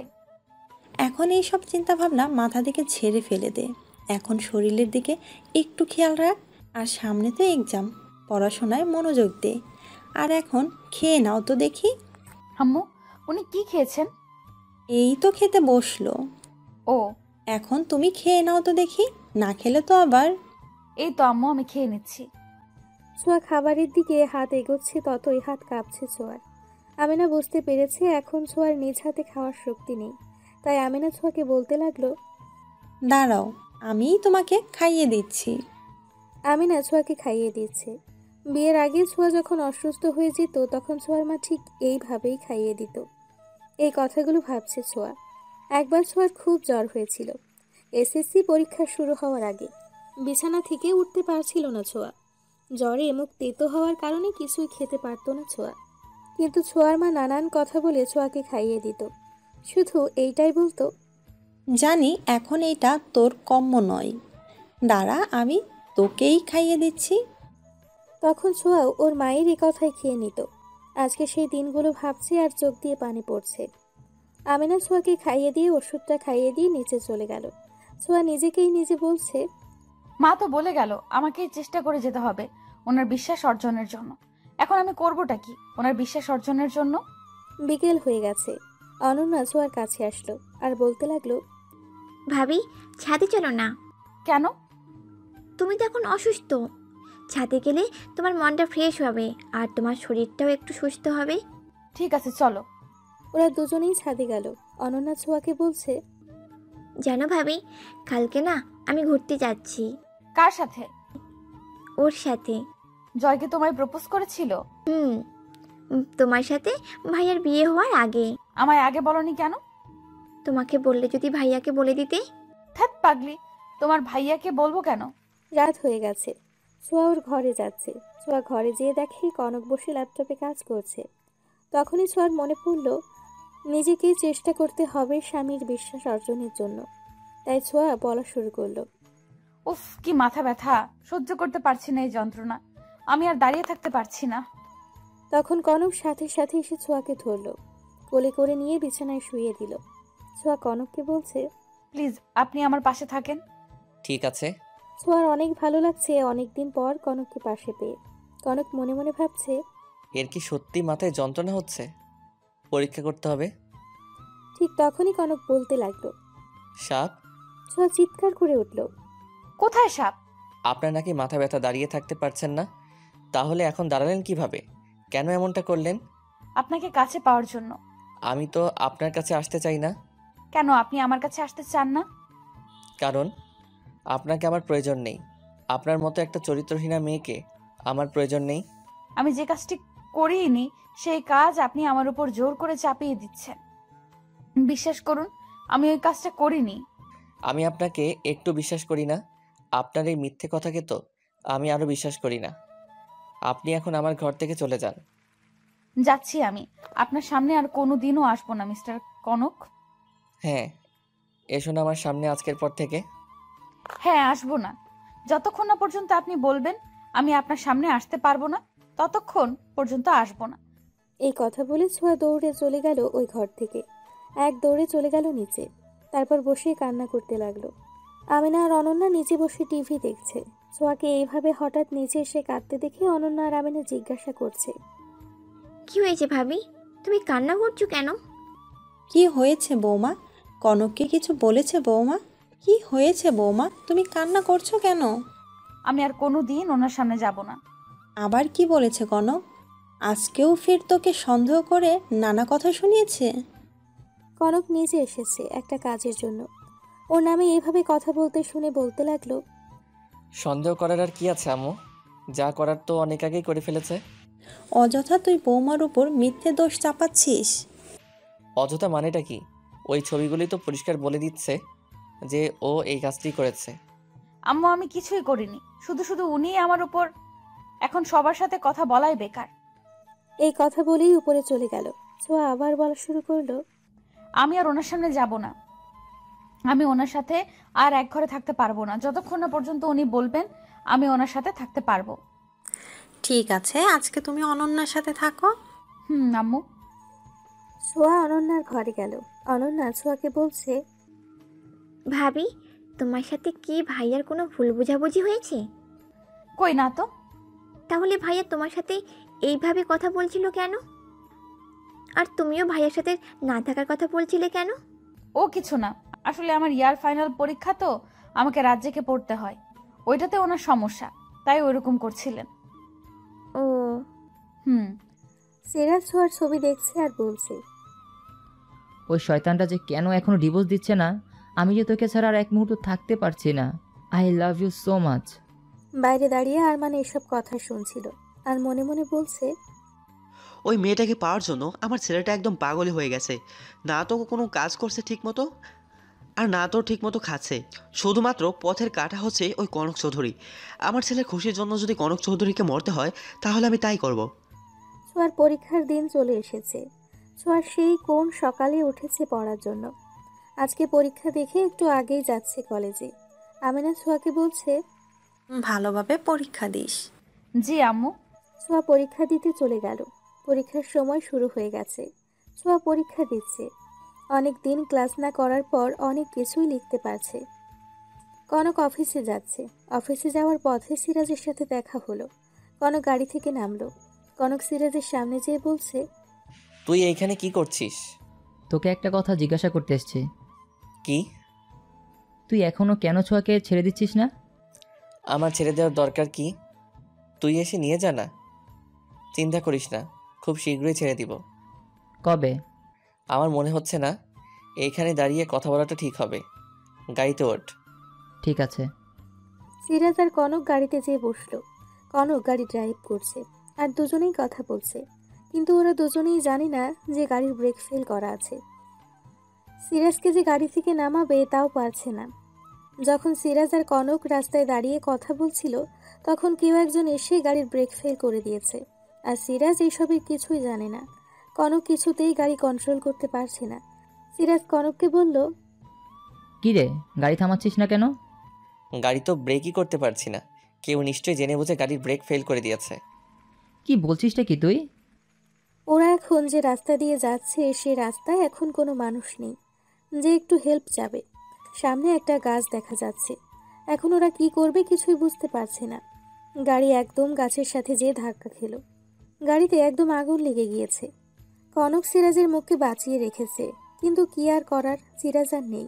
কনকের পুরো বডি ঠিক আছে, কিন্তু মুখটা জ্বলে গেছে। ছোঁয়ার কলমটা পড়ে গেল নিচে। ছোঁয়ার মনটা জানি কেমন করছে, মনে হচ্ছে কারোর কোনো ক্ষতি হয়েছে। ছোঁয়া আর কোনো কিছু লিখতে পারছে না। পরীক্ষার সময় শেষ। ছোঁয়ার সবাই চলে এসেছে। ছোঁয়া সবার সাথে নিচে বসে রয়েছে। কিছুক্ষণ পর কায়সার মোবাইলে ফোন আসলো। কায়সার ফোনে কথা বলছে। কায়সার সাহেব বলে উঠলেন, কি? আর সাথে সাথে মোবাইলটা হাত থেকে পড়ে গেল। ছোঁয়া কায়সার সাহেবকে জিজ্ঞাসা করছে, কি হয়েছে আব্বু? আমাদের কনক আর পৃথিবীতে নেই। গাড়িতে আগুন লেগে গেছে। আগুনে একদম পুরো ছাই হয়ে গেছে। আমার ছেলেটা কনক আর নেই। না, এটা কিছুতেই হতে পারে না। উনি আমাকে একলা ছেড়ে রেখে চলে যেতে পারেন না। না না, এটা কিছুতেই হতে পারে না। ছোঁয়া একদম অজ্ঞান হয়ে পড়ে গেল। আমিনা আর কায়সার ছোঁয়াকে ঘরে নিয়ে গেল। আমিনা কায়সারকে জিজ্ঞেস করছে, আপনি বৌমাকে এমন কি বললেন যে বৌমা একদম অজ্ঞান হয়ে গেলেন? আমাদের ছেলেটা যে আর নেই গো, গাড়িতে আগুন লেগে। কি বলছেনটা কি আপনি? গাড়িতে আগুন লেগে পুরো ছাই হয়ে গেছে। না, এইটা কিছুতেই হতে পারে না। পুরো 7 দিন পর ছোঁয়ার জ্ঞান ফিরল। জ্ঞান ফেরার পর থেকে ছোঁয়া একদম নিশ্চুপ হয়ে গেছে। কারোর সাথে তেমনভাবে কথা বলছে না, এমনকি নিজের মা বাবার সাথেও না। এই দুর্ঘটনা ঘটার পর থেকে বাকি পরীক্ষাগুলো দিতে পারেনি ছোঁয়া। সিরাজ আর কনককে হাসপাতালে নিয়ে যাওয়া হয়েছে অ্যাক্সিডেন্ট হওয়ার পরপরই। ওই রাস্তা দিয়ে কয়েকজন মানুষ যাচ্ছিল, ওদেরকে ওই অবস্থায় দেখে হাসপাতালে নিয়ে গেছে। সিরাজ তো ওই সময়ই মারা গেছে, কিন্তু কনক এখনো বেঁচে আছে, কিন্তু পুরো চেহারা জ্বলে গেছে। এখন কি করবে ডক্টররা কিছুই বুঝতে পারছে না। ডক্টররা কোনো উপায় না পেয়ে কনককে নতুন রূপ দিল।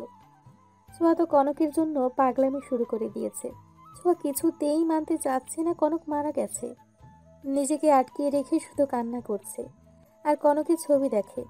কিছুক্ষণ পর কনকের জ্ঞান ফিরে আসলো। কনক জ্ঞান ফেরার সাথে সাথেই ছটফট করছে। মুখে যে ব্যান্ডেজ লাগানো হয়েছে সেটা এখনো খোলা হয়নি।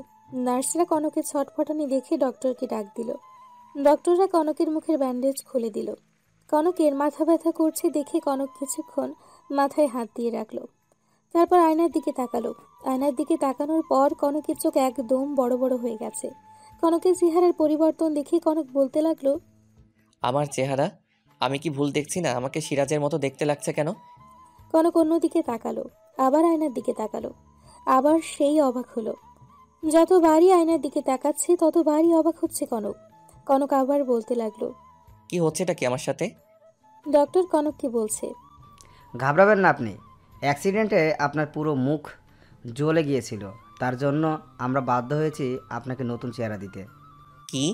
আমাকে যে এই চেহারা দিয়েছেন, কিন্তু এই চেহারার যে ছেলে আমার সাথে ছিল সিরাজ, তার কি হয়েছে doctor? I am so sorry, he is dead. What? আমি কি সিরাজের সাথে দেখা করতে পারি? Yeah sure. ডক্টর কনককে সিরাজের লাশের কাছে নিয়ে গেল। কনক সিরাজের এই অবস্থা দেখে বলছে, কে জেনে বুঝে আমার গাড়ির ব্রেক ফেল করে দিয়েছে? আমি যে একদিন বাড়িতে যাইনি তার জন্য বোধহয় সবাই আমাকে নিয়ে টেনশন করা শুরু করে দিয়েছে। বিশেষ করে ছোঁয়া। আমাকে তাড়াতাড়ি যেতে হবে, আর মোটেও দেরি করা চলবে না। ছোঁয়া চুপ করে বসে রয়েছে ওর ঘরে।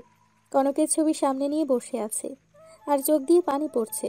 এবার ছোঁয়া বলতে লাগলো, কেন আপনি আমাকে এইভাবে একা রেখে চলে গেলেন? আপনার কি একবারও মনে হয়নি যে আপনি না থাকলে আমার অবস্থাটা কি হবে? যেখানেই থাকুন না কেন কনক, আমাকে প্লিজ এসে নিয়ে যান কনক। আপনাকে ছেড়ে থাকা অসম্ভব। একবারও আপনার ভুল ভাঙানোর সুযোগ দিলেন না আমাকে। প্লিজ আপনি আবার আমার কাছে ফিরে আসুন কনক। আপনি আমাকে বকুন আর অত্যাচারই করুন, আমার কোনো সমস্যা নেই।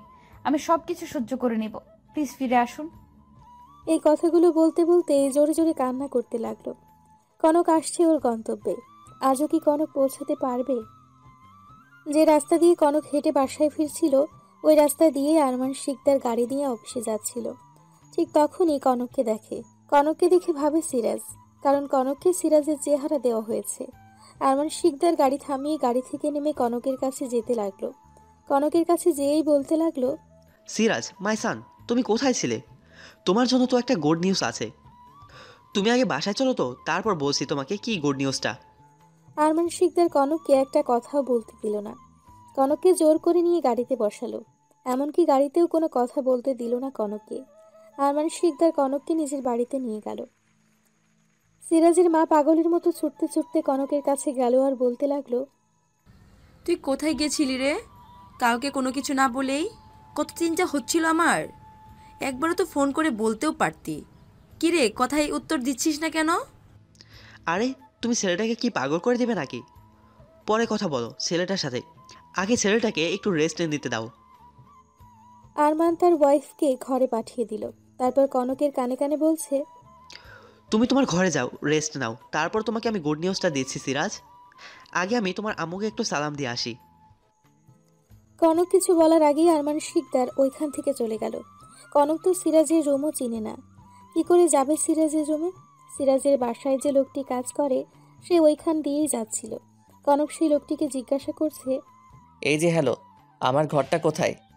কি ছোট সাহেব, আপনি আপনার রুমে ভুলে গেছেন নাকি? উপরে উঠে রাইটে। আপনি একজন ডাক্তার দেখান। আই এম জোকিং, আমার মনেই ছিল। এই কথা বলে কনক সিরাজের রুমে ঢুকলো। সিরাজের রুমে ঢোকার পর কনক তো পুরাই অবাক। সারা ঘরে শুধু ছোঁয়ার ছবি লাগানো। কনকের গাটা একদম জ্বলে উঠল। কনকের শরীরটা অনেক দুর্বল, তাই শুয়ে পড়ল আর মনে মনে বলল, আমাকে দেখতে না পেয়ে আম্মু আব্বু আর অনন্যা যে কী অবস্থা, বিশেষ করে ছোঁয়ার অবস্থা। আমাকে এখান থেকে বের হতে হবে, কিন্তু কি করে বের হব? সবাই তো আমাকে সিরাজ ভাবছে। আম্মু আব্বুও তো আমাকে চিনবে না, ছোঁয়াও তো আমাকে চিনতে পারবে না। ছোঁয়া কনকের ছবি জড়িয়ে ধরে কান্না করছে। অনন্যা আসলো ছোঁয়ার কাছে। ছোঁয়াকে এইভাবে কাঁদতে দেখে বলছে, ভাবি তুমি এইভাবে আর কেঁদো না। যা হওয়ার তো হয়েই গেছে, সেটা নিয়ে পড়ে থাকলে চলবে না তো। তোমার ভালোবাসার মানুষটি যদি তোমায় ছেড়ে চলে যায়, তখন তোমার অবস্থাও আমার মতোই হবে। তখন তুমি একদম নিশ্চুপ হয়ে যাবে, কারোর সাথেই কথা বলতে ভালো লাগবে না। অনন্যা আর কথা বলতে পারছে না। আমিনা অনন্যাকে বলছে, তুই এইখানে কি করছিস? ভাবিকে একটু শান্তিতে থাকতে দে যা। যাচ্ছি। অনন্যা চলে গেল। ছোঁয়া বলে, আম্মু তুমি কি কিছু বলবে? না আম্মু, আমি খাবো না, আমি ওনার কাছে যাব। ধ্যাত পাগলি, এইসব কি বলছিস? এইগুলো বলতে নেই। তো কি বলবো? ছোঁয়া কান্না করতে লাগলো। ছোঁয়া শুধু কান্নাই করে যাচ্ছে, কিছুতেই থামাতে পারছে না এই কান্না। আমিনা ছোঁয়ার কান্না সহ্য করতে না পেরে নিজেও কান্না করতে করতে ঘর থেকে বের হয়ে চলে গেলেন। আমিনা ঘর থেকে বের হয়েই বলতে লাগলেন, ছেলেটা চলে যাওয়ার পরপরই মেয়েটার অবস্থা একদমই খারাপ হয়ে গেছে। আমরা মেয়েটাকে একটুও সামলে রাখতে পারছি না, আর একটু মুখে হাসি ফোটাতেও পারছি না। আল্লাহ, তুমিই এখন পারো মেয়েটার মুখে হাসি ফেরাতে। কনক সিরাজের রুমে শুয়ে একটু রেস্ট নিচ্ছে, কারণ অ্যাক্সিডেন্ট হওয়ার পর থেকে একটু রেস্টও নিতে পারেনি ছেলেটা। একটু পরে আরমান শিকদার হাসতে হাসতে আসলেন সিরাজের ঘরে আর বলতে লাগলেন, গুড নিউজ আছে মাই সান, গুড নিউজ। কি গুড নিউজ আছে সেটাই তো বলছেন না। সেই কখন থেকে গুড নিউজ আছে বলে বলে লাফাচ্ছেন। দাঁড়াও বলছি। বলেন তাড়াতাড়ি। তোমার পথের কাঁটা কনক চৌধুরী আর বেঁচে নেই, জানো? তাও আবার কে মেরেছে কনককে? আমি মেরেছি, শুধুমাত্র তোমার খুশির জন্য মাইসান। কি? তোমার আইডিয়াতে কনক একটু দূরে সরে গিয়েছিল সোয়ার জীবন থেকে, আর আমার এই আইডিয়ায় পুরোপুরি সরিয়ে দিয়েছে সোয়ার জীবন থেকে, তোমার সোয়ার জীবন থেকে। তুমি যদি ওই সময় মিথ্যা পিকগুলো না বানিয়ে কনকের কাছে পাঠাতে, তাহলে কনককে দুর্বল করা এত সহজ হতো না। এর জন্যই মারাটা সহজ হয়ে উঠেছিল। আপদটা গাড়ির মধ্যে আগুন লেগে পড়ে ছাই হয়ে গেছে। গুড নিউজ, তাই না মাইসান? কনক এই কথাগুলো শুনে আর কিছুই বলতে পারছে না। আরমান শিকদার সিরাজের ঘর থেকে চলে গেলেন। কনকের চোখ দিয়ে পানি পড়ছে আর নিজেই নিজেকে বলছে, ছি, আমি ছোঁয়ার মতো একটা সতী মেয়েকে অসতী মেয়ে বানিয়ে দিয়েছিলাম। আমার এই পাপের জন্য আমার কোনো ক্ষমা নেই। আমি শুধু শুধু মেয়েটার উপর সন্দেহ করছিলাম, ভুল বুঝে এত কষ্ট দিয়েছি। ছি, নিজেকেই ধিক্কার জানাই। আমার মরে যাওয়ার খবর শুনে আল্লাহ জানে মেয়েটার অবস্থাটা যে কি হয়েছে। আমার একবার ছোঁয়ার সাথে দেখা করা উচিত। ছোঁয়া বোধহয় আবার না খাওয়া শুরু করে দিয়েছে। কনক ঝটফটিয়ে বের হয়ে চলে যাচ্ছে আর বারবার চোখের পানি মুছছে। যাওয়ার পথে সিরাজের মার সাথে দেখা হলো। এইভাবে ঘর থেকে বের হতে দেখে বলতে লাগলো, তুই আবার এখন কোথায় যাচ্ছিস? এই মাত্র তো বাসায় আসলি। আমার জরুরি কাজ আছে, আমার এখন খিদে নেই। কনক আর কারো কোনো কথা না শুনে ঘর থেকে বের হয়ে চলে গেল। সিরাজের বাইকটা নিয়ে বের হয়ে গেল। ছোঁয়া কারোর সাথে একটুও কথা বলে না, নিজেকে বন্দি করে রাখে একটা ঘরে। অনন্যা আসলো ছোঁয়ার ঘরে, ছোঁয়ার পাশে এসে বসলো। ছোঁয়ার হাতটা ধরে বলতে লাগলো, ভাবি, তুমি আর কতদিন নিজেকে এইভাবে ঘরবন্দি করে রাখবে? একটু বাইরে ঘুরতে চলো না, কত সুন্দর মৌসুম। ভাবি, তুমি না করো না। আমিও বলেছে তুমি যেন কোথাও গিয়ে ঘুরে এসো। আমার কোথাও যাওয়ার কোনো মুড নেই। প্লিজ ভাবি, প্লিজ তুমি না করো না। শুধুমাত্র তো এই পার্কেই যাবো তো ভাবি। প্লিজ তুমি না করো না, প্লিজ প্লিজ প্লিজ। ঠিক আছে, আমি যাব। তাহলে তুমি রেডি হয়ে নাও তাড়াতাড়ি, আমিও রেডি হয়ে আসছি। ছোঁয়া রেডি হওয়ার জন্য আলমারির সামনে গিয়ে দাঁড়ালো। আলমারি থেকে শাড়ি বের করতে লাগলো। ছোঁয়া কোনো ভালো শাড়ি খুঁজে পাচ্ছে না পরার জন্য। হঠাৎ ছোঁয়া চোখ আটকে গেল একটা শাড়ির উপর। শাড়িটার রং সাদা। শাড়িটা ভালোবেসে কনক ছোঁয়াকে দিয়েছিল, তাও আবার ছলে। শাড়িটা দেওয়ার পর থেকে ছোঁয়া একবারও এই শাড়িটা পরার সুযোগ পায়নি। আজকে এসে সুযোগ পেয়েছে ছোঁয়া। ছোঁয়া আজকেই ঠিক করলো এই শাড়িটা পরবে। ছোঁয়া তাড়াতাড়ি করে এই শাড়িটা পরে নিল, কিন্তু ছোঁয়া একটুও সাজলো না। যার জন্য সে সাজবে সে তো এখন নেই ছোঁয়ার পাশে। এখন সে যে কি করবে ছোঁয়া? অনন্যা একটু পর আসলো ছোঁয়ার ঘরে। ছোঁয়াকে দেখে অনন্যা একটু অবাক হলো আর ছোঁয়াকে বলতে লাগলো, ওয়াও ভাবি, তোমাকে অনেক সুন্দর লাগছে। আর বিশেষ করে তোমার এই শাড়িটা অনেক সুন্দর। এই শাড়িটা তোমার ভাইয়া দিয়েছিল তাই না? আজকে প্রথমে এই শাড়িটা তুমি পরলে তাই না? তাহলে চলো ভাবি। ছোঁয়াকে নিয়ে অনন্যা বের হয়ে গেল। ওরা যাচ্ছে, গাড়িতে সামনে একটা আইসক্রিমের দোকান পড়ল। এই আইসক্রিম নিয়ে কত কাহিনী ঘটেছিল কনকের সাথে লন্ডনে, সবকিছু মনে করতে লাগলো ছোঁয়া। অনন্যা খেয়াল করলো ছোঁয়া আইসক্রিমের দোকানের দিকে তাকিয়ে রয়েছে। তখনই অনন্যার মনে পড়ল ভাবির তো আইসক্রিম খুব পছন্দ। অনন্যা ড্রাইভারকে গাড়ি থামাতে বলল, তারপর ছোঁয়াকে গাড়ি থেকে নামালো। ওই আইসক্রিমের দোকানের সামনে নিয়ে গেল। ছোঁয়াকে দোকানের সামনে নিয়ে বসালো। কেউ একজন পেছন থেকে বলে উঠল, তোমরা এখানে কি করছো? অনন্যা পেছনে তাকিয়ে দেখে জয়। অনন্যা বলতে লাগলো, আপনি? জয় ওদের কাছে চলে আসলো আর বলতে লাগলো, হঠাৎ এইখানে, তাও আবার আইসক্রিমের দোকানের সামনে? তুমি তো বেশি আইসক্রিম পছন্দ করো না। ভাবির জন্য এসেছি, ভাবিকে নিয়ে একটু ঘুরতে। ভাইয়া চলে যাওয়ার পর থেকে ভাবি কেমন যেন হয়ে গেছে, কারোর সাথে ঠিকমতো কথাও বলি না। তাই ভাবিকে নিয়ে একটু ঘুরতে বের হয়েছি।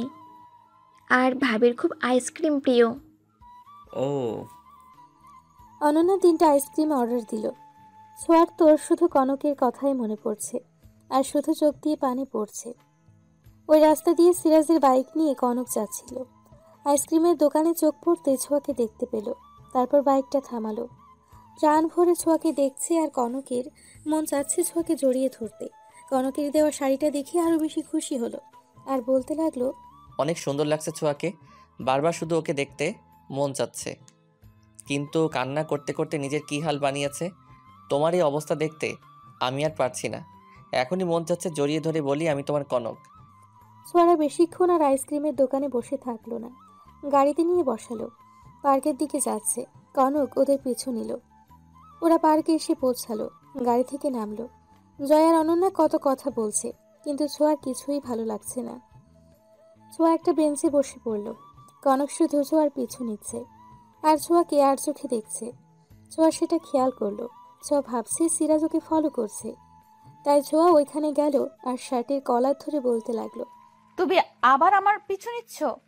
তোর কারণে আমি আমার স্বামীকে হারিয়েছি।